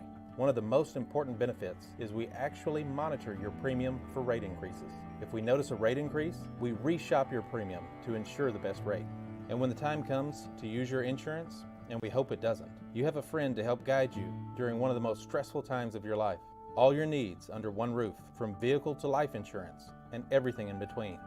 We protect it all. Lisa here has had many jobs. She's worked in retail during the holidays, as a barista during rush hour, and a nanny to a couple of rambunctious kids. Now, all that experience has led her to a job that feels like home. With Home Instead, you too can become a caregiver to older adults with a career that makes a difference. Apply today.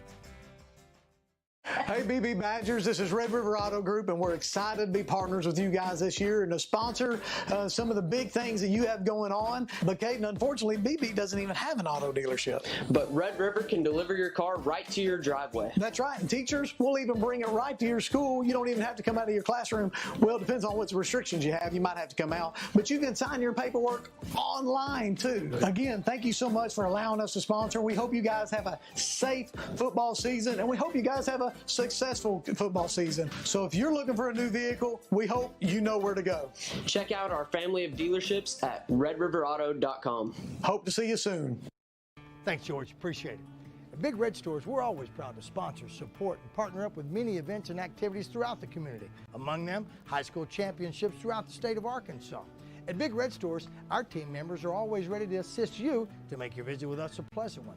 And at Big Red Stores, we recognize that none of our support or ability to serve the community is possible without you. That's why at Big Red Stores, you're always the MVP of the Big Red team. Big Red Stores, now more convenient than ever.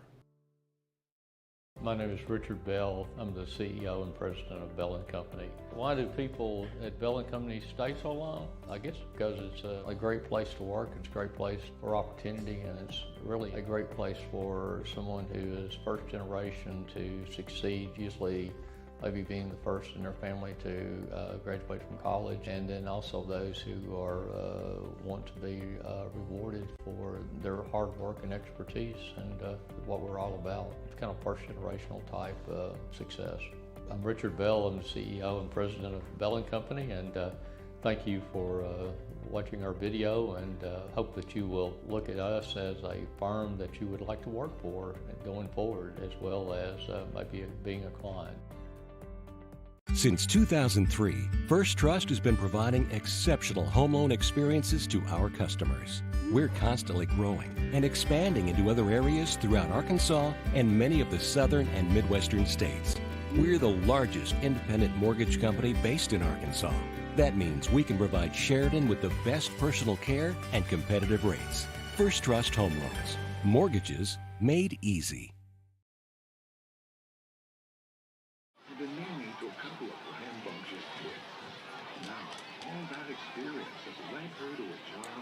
All right, so we're back here at Bro Irwin Stadium.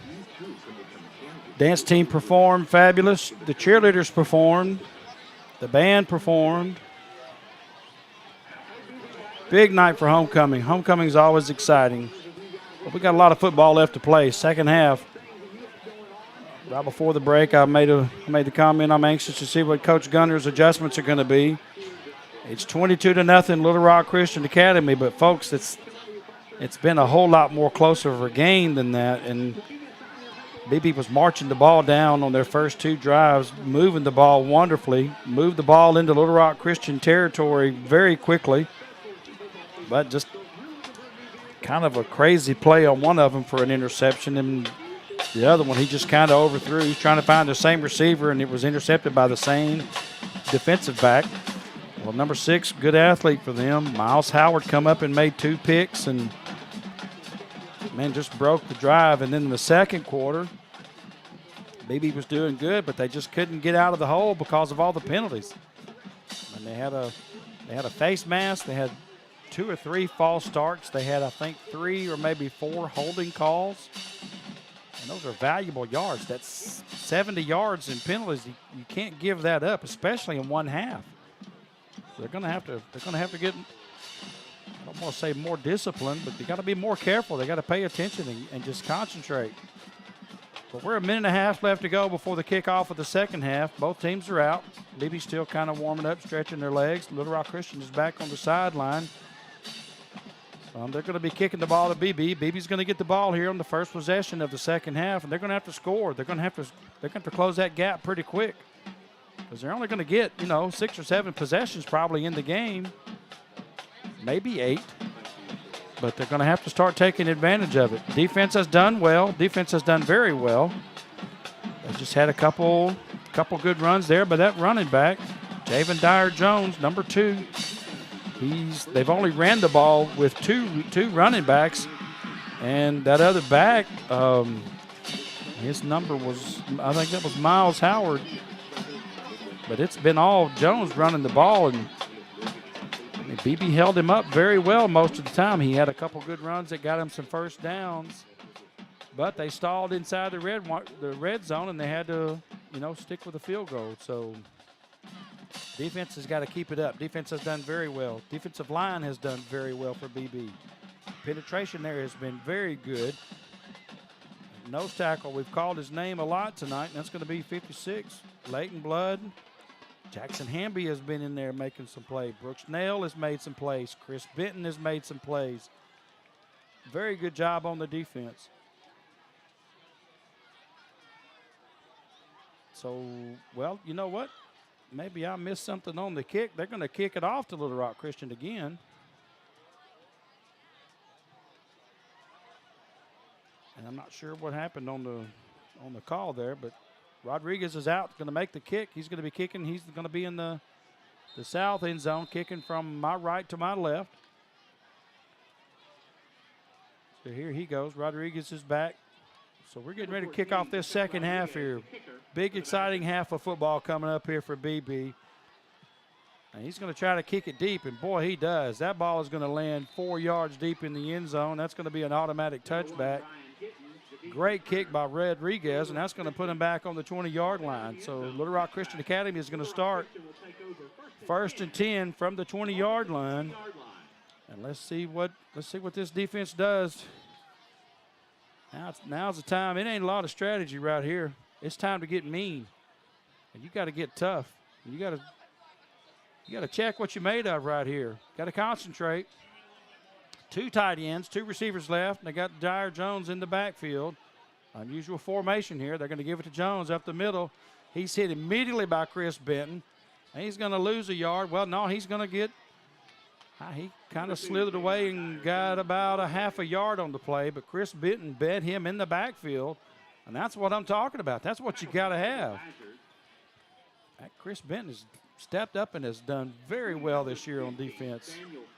I've said before, if you want to find Chris Benton, find the football, and you'll find him. Senior defensive end. They're going to give it to Jones again over to the left side. He's going to get out to the tackle. He's going to break loose a little bit. They're going to get him down. He's going to get 6 on the play, so that's going to bring up third. They're going to bring up 3rd and 3. Ball is on the 27-yard line. All right, we got a third down play on them already here. If we can get a 3 and out right here, this would be so good.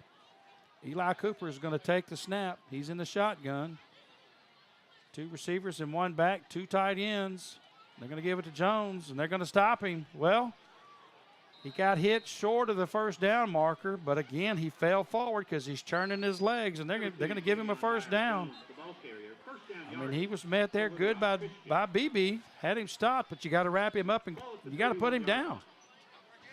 I mean, he's not down until he hits the ground, you know. If he's turning his legs and he's still on the ground, they're going to give him the yard. So anyway, that's going to be, he's out to the 31, so it's going to give him a fresh set of downs. All right, we're very early in the third quarter, 10:30 to go in the third quarter. Eli Cooper, we got trips to the right. We got a back and we got a split to the left. He's going to fake it to Jones. He's going to throw it out here to this quick little hitch here. That's going to go to number 10, who is Andrew Wadsworth. He breaks a tackle. He was hit there after a gain of about 6, but he kind of slithered away, and he's out. They're going to give him a first down, so he's out to the 42-yard line. And that wasn't so much as the pass as it was the run by Wadsworth. Beebe was there. 2 defenders were on him. Peanut was one of them. Peanut had him, but he just couldn't get him down. So 1st and 10. Cooper's going to get it. He's going to give it to Jones. He's going to go around to the left side. He's up the middle. Breaks a tackle. Boy, and he's just hit by Brooks Nail. Finally gets him down. He's all the way down to the Beebe 35-yard line. So that's going to be a gain of 23 on the play. And that is going to be that other running back that we talked about. That is Brian Gittens. Brian Gittens instead of Jones. They look identical, just their numbers change. Gittens again. He's going to get up the middle, and he's going to be hit hard. And a host of Badgers are going to get him. He's going to lose one on the play. So that's going to bring up 2nd and 11.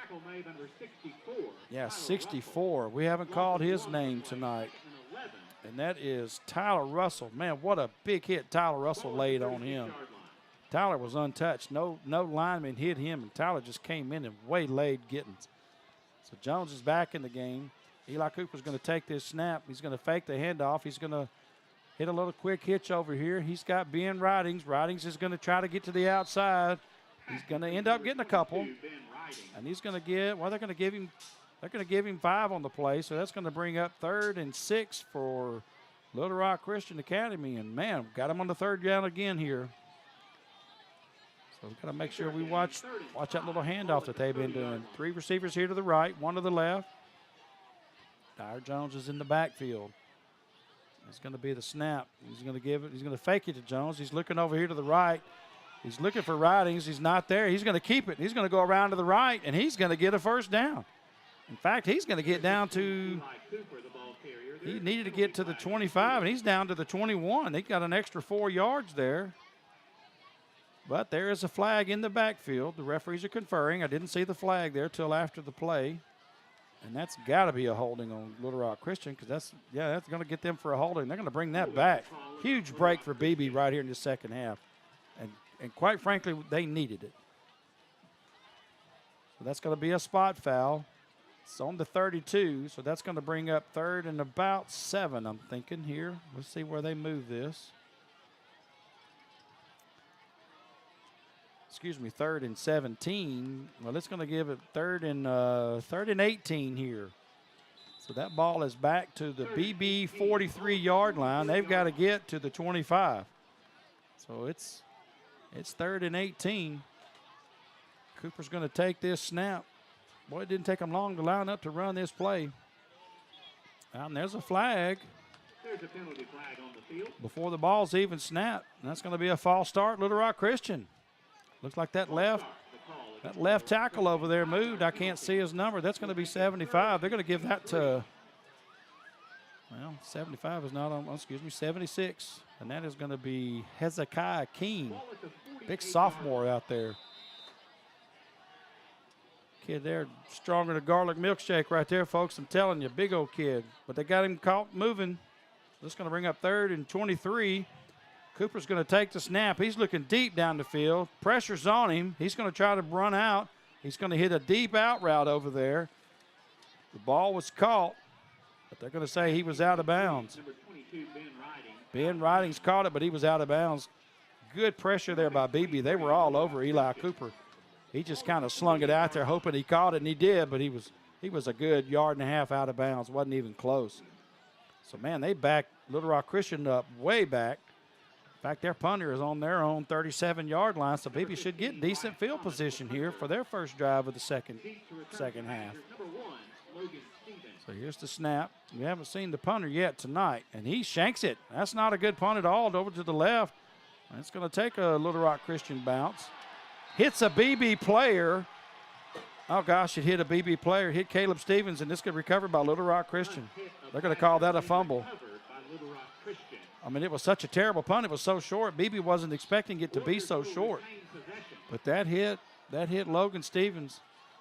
That hit Logan in the back because it was well behind him. And that's going to give the ball back. Boy, what an unfortunate break for Beebe. Terrible break.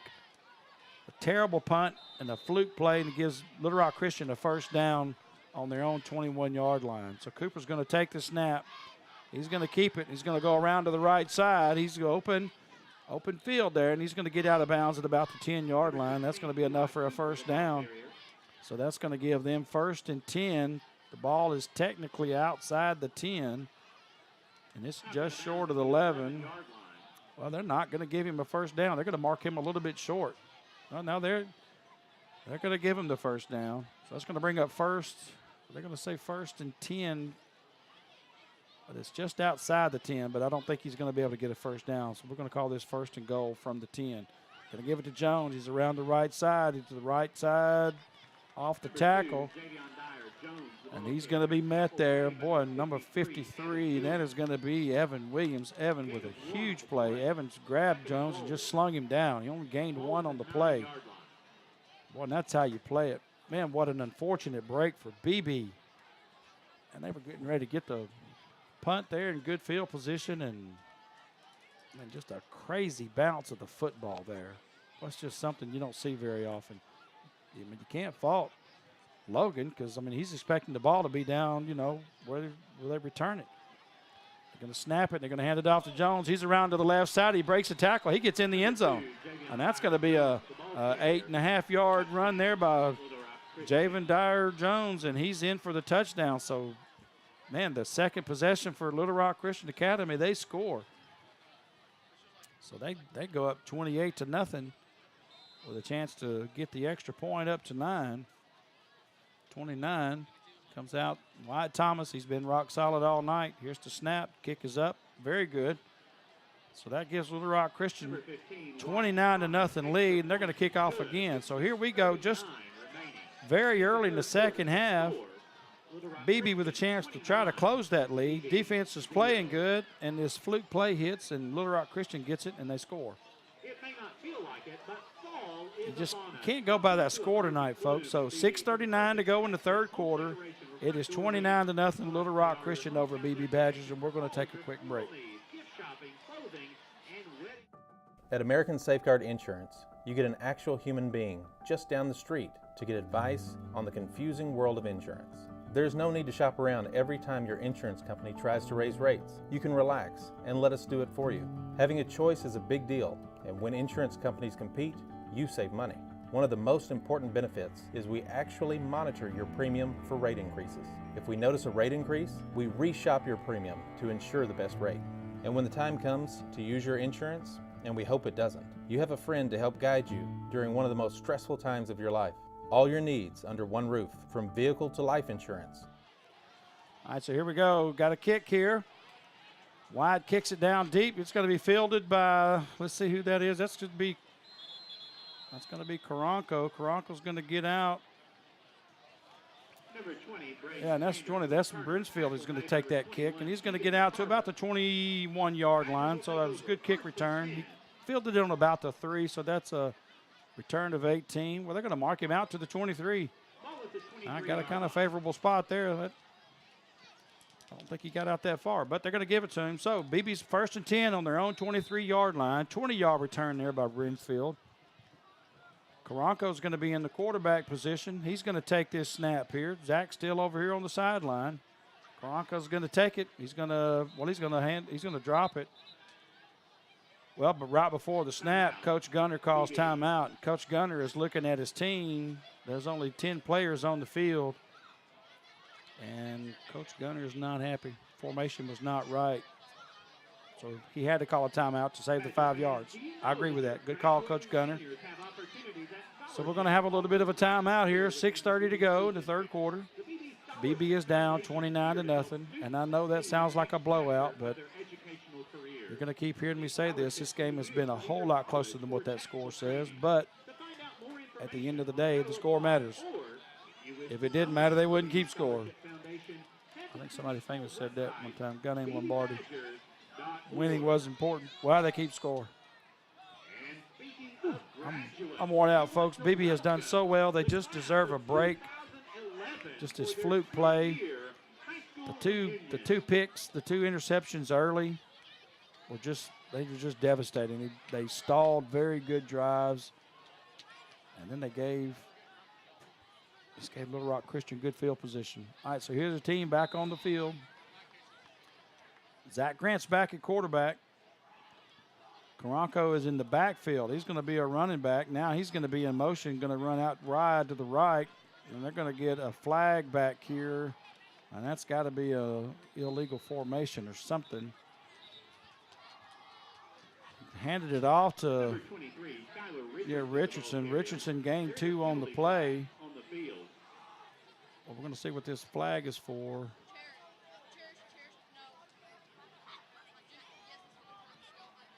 They're going to get him for a false start, and Coach Gunner is saying he's in motion. He can go in motion. I agree with Coach Gunner. He's in motion. Why are they calling it false start? The problem is Karanko got in the backfield and stopped like he was a running back. Well, then he spun to the right. He didn't make a move toward the line. He spun to the right to go in motion. Boy, and Coach Gunner is not happy with that at all. That's a design play, and referee didn't like it. So that's going to back him up again. It's going to be 1st and 15. Ball is on the 18-yard line. Zach Grant's going to hand it off. He's going to keep it himself. He faked the handoff. He's going to go around to the left side. He's out to the 29-yard line. So he got a lot of that penalty back, plus some. And that's going to bring up 2nd down and about 6, I think. Yeah, he got out to the 29-yard line. He has to get to the 34-yard line. So he got a good spot there. So that's going to bring up 2nd and 5. Great run there by Zach Grant. Boy, he's just done so good tonight, folks. I wish y'all could see this kid run this football. I mean, he just runs with every ounce of energy he's got. He's got quick feet. He makes moves. He ducks his head. He delivers a lick when he has to. He's going to take this snap. He's going to fake it. He's going to go around the right side, and he's real close to a 1st down, and he's out past the 35-yard line. So that's going to be enough of the 1st down. Is going to get the change to move. So, man, another good run. That's 15 yards or 16 yards and 2 carries by Zach Grant. That is enough for Beebe Badger. 1st down. Good run there by Zach Grant. Gives them a fresh set of downs. Calling up the website. We've got some other scores to report on. Zach's going to take this snap here. Karanko split out here to the left. Karanko has not caught a pass tonight. Well, he's only caught 1. Zach's going to keep that. He's going to go around to the left side. He's going to gain 2. And he's going to get out to about the 30. They're going to give him to the 38-yard line. Going to bring up 2nd and 8. He's at the 37, so they're going to give him 2. Zach's going to stay in. Maumelle is over Jacksonville 21-15 at the halftime. That appears to be a good ball game. Greene County Tech 14-7 over Brooklyn. That looks to be a good game. It's going to be the snap here. Zach Grant. Man, that's got to be all sides on the defense. Left tackle jumped, and they're not going to call that. Number 23, We've handed it off to Richardson over to the right side. He only gained 1, but man, he had a guy in the backfield before he touched the ball. And quite frankly, they missed that call there because that 33 for them just jumped off sides. But that's a no call there. 3rd and 7. Beebe, Karanko is in the backfield. He's going to take this. He's going to be the quarterback. Well, and yeah, now the right side jumped, and that's going to be 44 for Little Rock Christian Academy. They're going to call it this time. Slate Wilkerson just jumping the gun. I mean, they're trying to, predict that snap and jump like that, and that's going to give Beebe a 3rd and 2 here. Big play there for Beebe. 3rd and 2 is a whole lot better than 3rd and 7, folks. It gives you more options on your plays. Karanko is going to take this snap. He's in the backfield. 3 receivers to the left, 1 to the right. Richardson, and that's going to fumble the snap, and that's going to be recovered by Little Rock Christian Academy. Snap was low. Karanko couldn't handle it, and that's going to be recovered by number 55, Jordan Johnson. We've said his name before. He's one of their better defenders in the middle of that line. And Karanko just couldn't jump on it in time. He tried to jump on it there when the ball was rolling, but it just didn't happen. Boy, another costly turnover. That's going to give Little Rock Christian 1st and 10 on the 38. We've got 3:10 to go in the 3rd quarter. They are up 29-0 over Beebe. Here's going to be the snap to Eli Cooper. He's looking to the right to pass it. He's going to keep it. He breaks a tackle, breaks another tackle. Finally, he's going to get tackled down at about the 21-yard line. That's going to be a gain of 14 on the play for a 1st down for Little Rock Christian Academy. So their quarterback's they're taking the same play from Beebe, just the old quarterback keeper. But he kind of disguised it. I mean, he was looking to the right like he was going to pull up and throw. In fact, he was looking like he was going to hit that 17. Tate Collins, that we've said his name before. He's going to hand this over. Brian Gittens is back in the game instead of Dyer Jones. Gittens takes it over to the right side. He's going to get 3 on the play. He's going to bring up 2nd and 7. So here in the second half, they've run Gittens more than they've run Dyer Jones. Dyer Jones is obviously the better of the two, but, Gittens is getting some decent runs in, too. 2nd and 2. Clock is running. They're going to give it to Gittens again. Now they're going to fake it. And he's going to dump it out here in the flat. And that's going to be complete to Ben Ridings. And he's only going to get about a yard. That Brooks Nail come up and hit him and put him down pretty quick. So good defensive play there for Beebe again. That's going to bring up 3rd and 7. No gain on the play. Ball is on the 17-yard line. So big 3rd down play here. Clock is running. We're already down to 1:50 to go in the 3rd quarter. This 3rd quarter has gone by pretty fast, folks. Hadn't been many incomplete passes, and just a lot of quarterback runs. So here's going to be the snap. Play clock was down to 10. And they're going to give that to Gittens. He's around to the left side. Boy, he's breaking tackles. He's down inside the 5. He's very close to a touchdown. He's going to get tackled on about the 1-yard line. Boy, that's just some hard-nosed running by Brian Gittens. Gittens took that to the left side. The corner came over there and hit him. Chris Benton hit him and just couldn't get him down. He kept breaking tackles, got over to the sideline and tried to get it in. So he's down to the 1-yard line. That's going to give him a 1st down. It's 1st and goal. Little Rock Christian from the 1-yard line. Clock is running. It's down to a minute.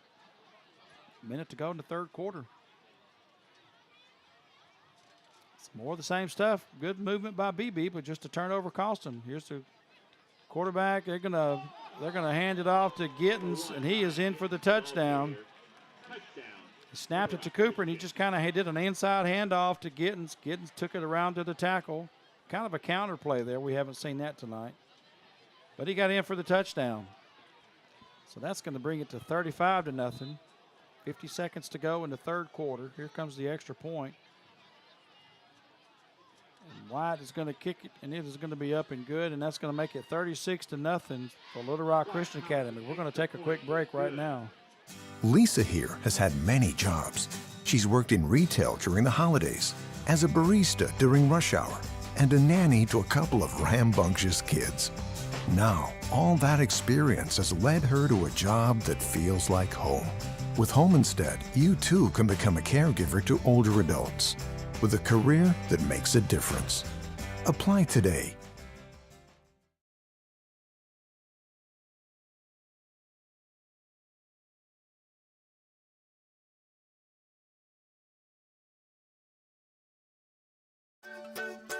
When you bank with First Security, you're choosing real support for you and for our home state. So friends, families, and fellow Arkansans find better solutions together. It's another way First Security helps Arkansas bank better. All right, Little Rock Christian getting ready to kick it off again. Wyatt Thomas has certainly gotten his workout in for the night. But he and Rodriguez, these two here tonight, are the two best we've seen this year. He's going to kick it. It's going to get down to about the 3-yard line. That's going to be handled by, that's going to be Skylar Richardson. He's going to get out to about the 30-yard line. Good return, 27-yard return. And he's going to get first down for Beebe. And they're going to mark him on the 20-yard line. That's going to be the end of the third quarter.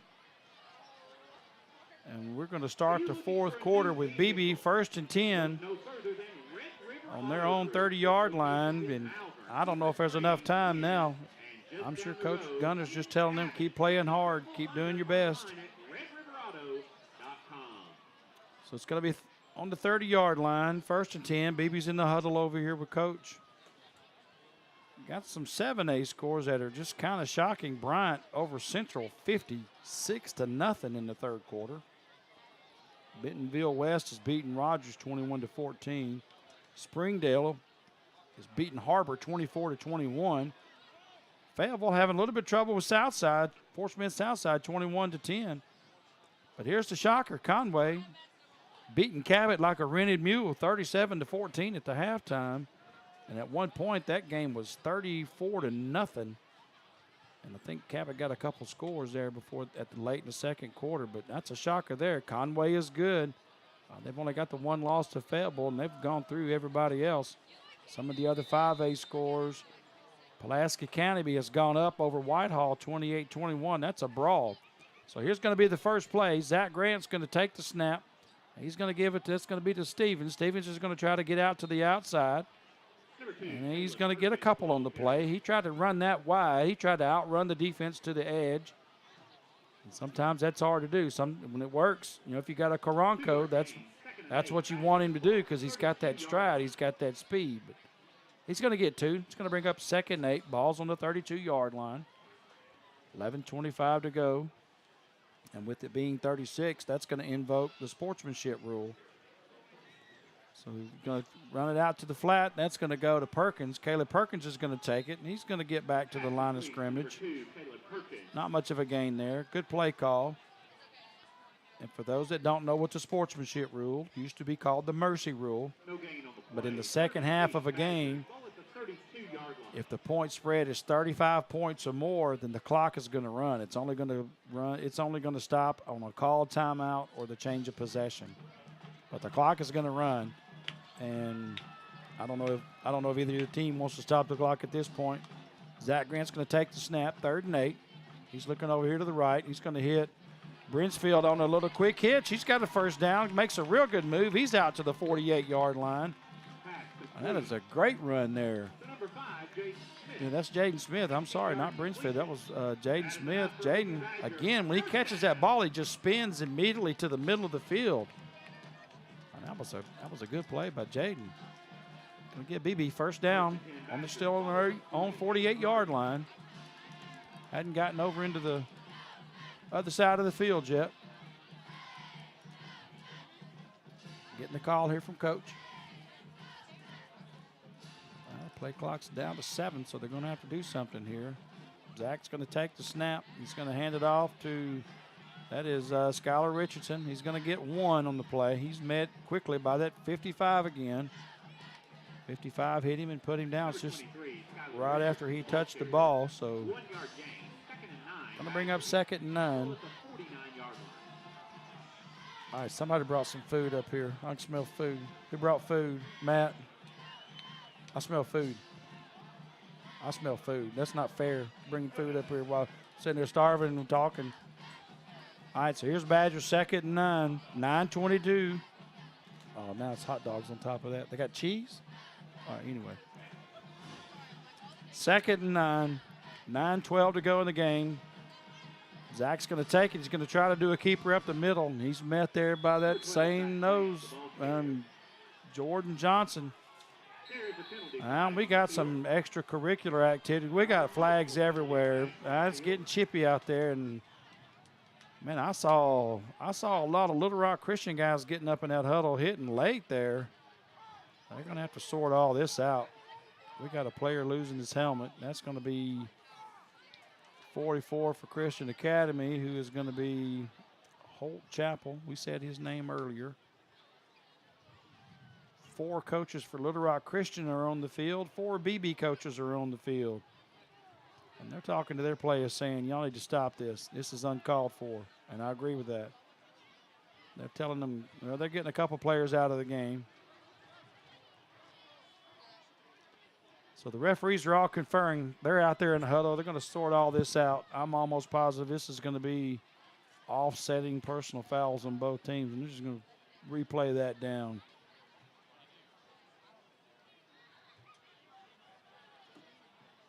So he's signaling personal foul, Little Rock Christian. Personal foul, Beebe.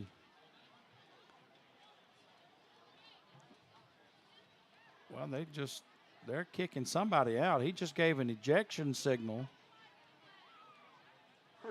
But I can't hear what the ref is saying. He doesn't have a microphone, and I certainly can't hear him. And he's over here talking to Coach Gunner. Coach Gunner's not going to be in agreement with that. But he put his thumb like he's hitchhiking, and that means somebody was ejected. Do y'all know the number? Well, in the old days, you had to leave and go off the field to the locker room, but now I think they can stay on the field, so we can't see who's leaving the field to see who it was.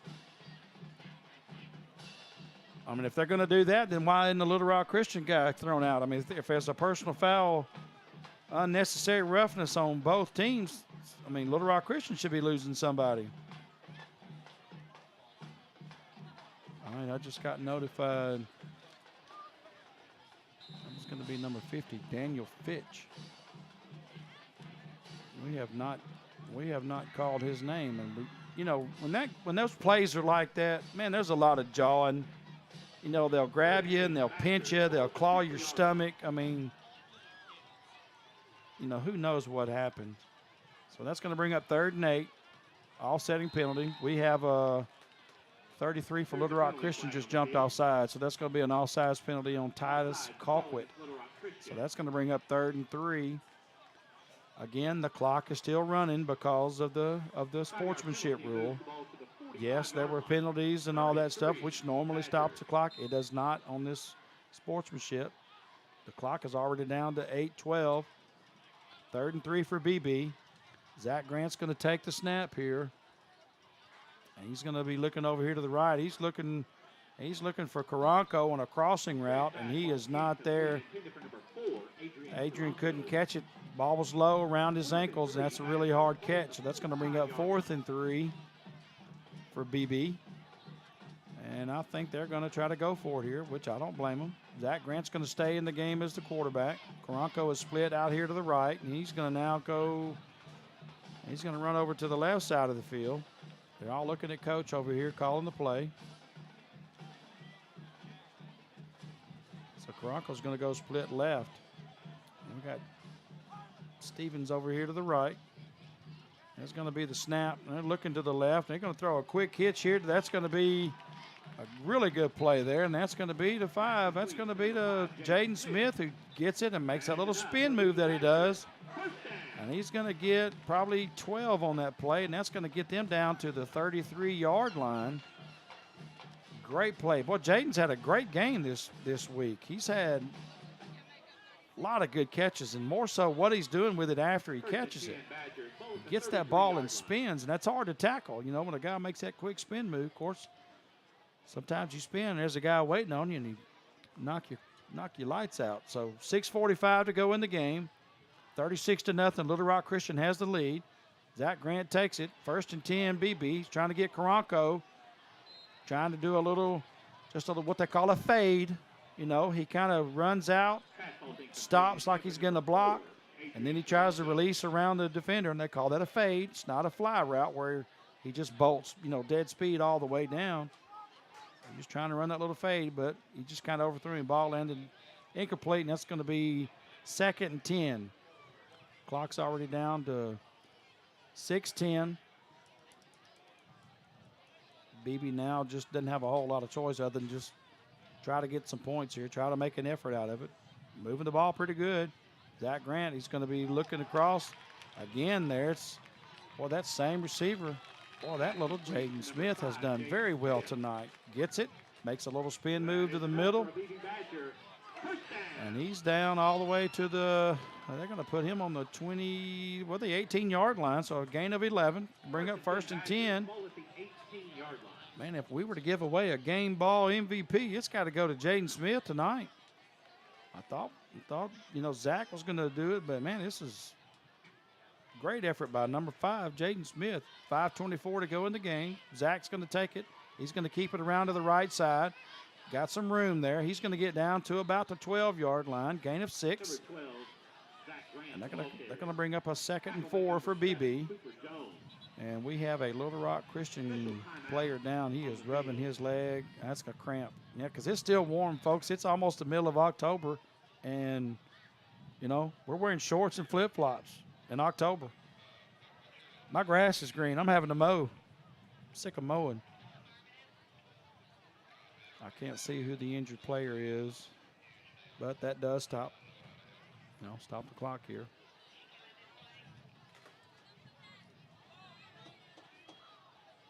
Batesville is just thumping Forest City 39-0. Wynn is over Valley View 14-6. Alma is over Clarksville 14-0. Greenbrier's over Harrison 45-7. Well, if you're listening, I want to know who's out there listening. Tell us if you have a connection to the team. Tell us who his name is, and he's your neighbor, or he's your grandson, or he's your cousin's whatever. We want to know. Text me, 501-422-9506. You don't have to give your name. We don't have to, not looking for your address. Just say if you're from a different town, let us know. But it's all about supporting these young men. They're giving a great effort tonight. They have all year. All right, so they're going to start the clock. Here comes the play. 5 minutes to go in the game. Zach Grant's going to take this snap. He's going to be looking over here to the right, looking for Jaden Smith. He's got Smith, but he tries to throw it across the middle to Karanko, and he's just a little bit low. The defender was there, and Karanko tried to reach down and get it, but he just couldn't do it. It's short hop there on the turf, and it's going to be an incomplete pass. That's going to bring up 3rd and 4. Clock is going, 4:33 to go in the game. And I don't know how else to say it. It just hadn't been Beebe's night. A great effort. Just like last week at Maumelle when they played just a fantastic football game. But the turnovers and the penalties were hurtful tonight. That first half is just really what broke the game open. He's going to give the Skylar Richardson over to the left side. He's going to try to get outside, and he does. He's very close to a first down. He's down to the 7. He needed to get to the 7.5, but they're going to mark him a little bit short. Actually, they're only going to give him – they're going to come up and do that real quick play again. That quick quarterback keeper. Zach Grant's going to take it, and he's untouched into the end zone. So that quick huddle just threw Little Rock Christian off. Zach Grant just goes over to the right side untouched. He's in for a 9-yard touchdown. So Beebe finally gets on the board. And even though that gets it within 35 points, it doesn't erase that it's a sportsmanship game. So the clock is at 3:34. It will start when Little Rock Christian starts their possession. Rodriguez is out to do the extra point. Karanko is going to hold. Kick is up, and it is good. But Beebe didn't have enough players on the field. They tried to sneak one on there at the last second, but the ball had been snapped, so that's going to be a false start. So they're going to have to redo this extra point here. That's twice that Beebe didn't have the right player in the game. And again, those little 5-yard penalties can just add up. I mean, that's 10 yards on not having the right guy in there. 9 times out of 10, that's the player's fault, though. He's supposed to be there, and he doesn't know it. So here we go. We're going to back up 5 and redo this. Karanko's going to hold. I'm sure he's got the best hands on the team. Rodriguez is going to kick. Here's the snap. It's going to be up, and it is, boy, he got under it, and it's really high, kind of like those kickoffs he does, but it gets through. So that's good. 3:15 to go. Clock is running. And Little Rock Christian still has the lead, 36-7. And with that clock running, this may be the last possession of the game. Both teams are just taking their time. So Rodriguez is going to get ready to kick it off here to Little Rock Christian. We're going to take a quick break. Since 2003, First Trust has been providing exceptional home loan experiences to our customers. We're constantly growing and expanding into other areas throughout Arkansas and many of the southern and midwestern states. We're the largest independent mortgage company based in Arkansas. That means we can provide Sheridan with the best personal care and competitive rates. First Trust Home Loans. Mortgages made easy. All right, so we're back here. Beebe getting ready to kick off. Again, because of the rule, clock is running. For those of y'all that are watching that, you're going, hey, man, stop the clock. What are you thinking? Well, it does when it gets to 35 points. But Jaffet Rodriguez, which I just got a text from his youth pastor. He's talking about how good of a kid this guy is, which I can just tell. And I'm telling him that score does not indicate how good they played. I'm just very impressed on the effort of this team. You know, considering their record and stuff, yeah, you know what? It'd be easy to quit. It would be easy to quit, and they're not going to do it. So Rodriguez gets a really high kick. It's going to be fielded on the 5-yard line. That's going to be Gittens. Gittens is around to the right. He's free. He's going to break it out to the outside, and he is tackled by Rodriguez. Rodriguez saves a touchdown. That's real close to midfield. So Jaffet with a chance to get a tackle in, which you never want your kicker to make a tackle, ever, ever. You don't want your kicker near the ball. But boy, he sure saved a touchdown there. The clock stops on the change of possession, but then once it starts, it's not going to stop. So this very well could be the last play of the game, even though it's 1:37 to go. So Eli Cooper is going to take this. And he's going to hand it off to Gittens. Gittens is going to go around to the left. And he's going to get tackled. Well, no, he broke the tackle. He's around the right side. He may get in. He's down to the 15-yard line. And there is a late flag. They're going to get Beebe. They're going to get somebody over there for a horse collar. I couldn't see the name of it, but he grabbed the back of his jersey. He had to get him down. You got to do what you got to do. So he got down to the 15, but we got to see what this call is. I can't imagine it not being the horse collar. You can't grab a jersey around the neck. Back in the old days, if you did it, they called it a face mask, even though you didn't grab the face mask. So they changed it a few years ago, and now it's called a horse collar. All right, they're going to call it personal foul, and that's what they're going to call a horse collar. That's exactly it. But, hey, you got to take that. That prevented the touchdown. So when that's going to be the half the distance. That's going to be of the 7.5-yard line. Half the distance to the goal. And if this coach has got any class about him at all, he'll take a knee here. He better not try to get this ball in the end zone. Well, they're gonna do the victory formation. That's exactly what they're going to do. So that's going to be the ball game, folks. That'll be the last play of the game. I don't see them running that again. The play clock is at 35 and the game clock is at 40, but it's going to run. They're just going to stand there. They're not going to be in a hurry up to get a formation. And that play clock is down to 25. The game clock is at, the play clock. Well, they're going to run the snap, and that's going to be the last play of the game. Folks, this one's over, 36-7. Little Rock Christian Academy has beaten the Beebe Badgers. Homecoming night for Beebe, but folks, do not think that score, the ball game was a much better ball game. Those turnovers early and just that penalty yards in the second quarter just absolutely hurt. The fluke play in the third quarter where the ball takes an awkward bounce and hits the Beebe player in the back, so that's considered a fumble even though he didn't know where the ball is. So gives Beebe there a chance to get good field possession. Whew, I'm worn out, folks. Exciting football tonight. All right, so stay tuned for us. Beebe's next game is going to be at Jacksonville on the 15th. So just right down the road a few miles. The Titans, who are getting beat tonight, they are getting beat right now 21-15 by Maumelle. And the Little Rock Christian Academy, they are going to have, let's see here.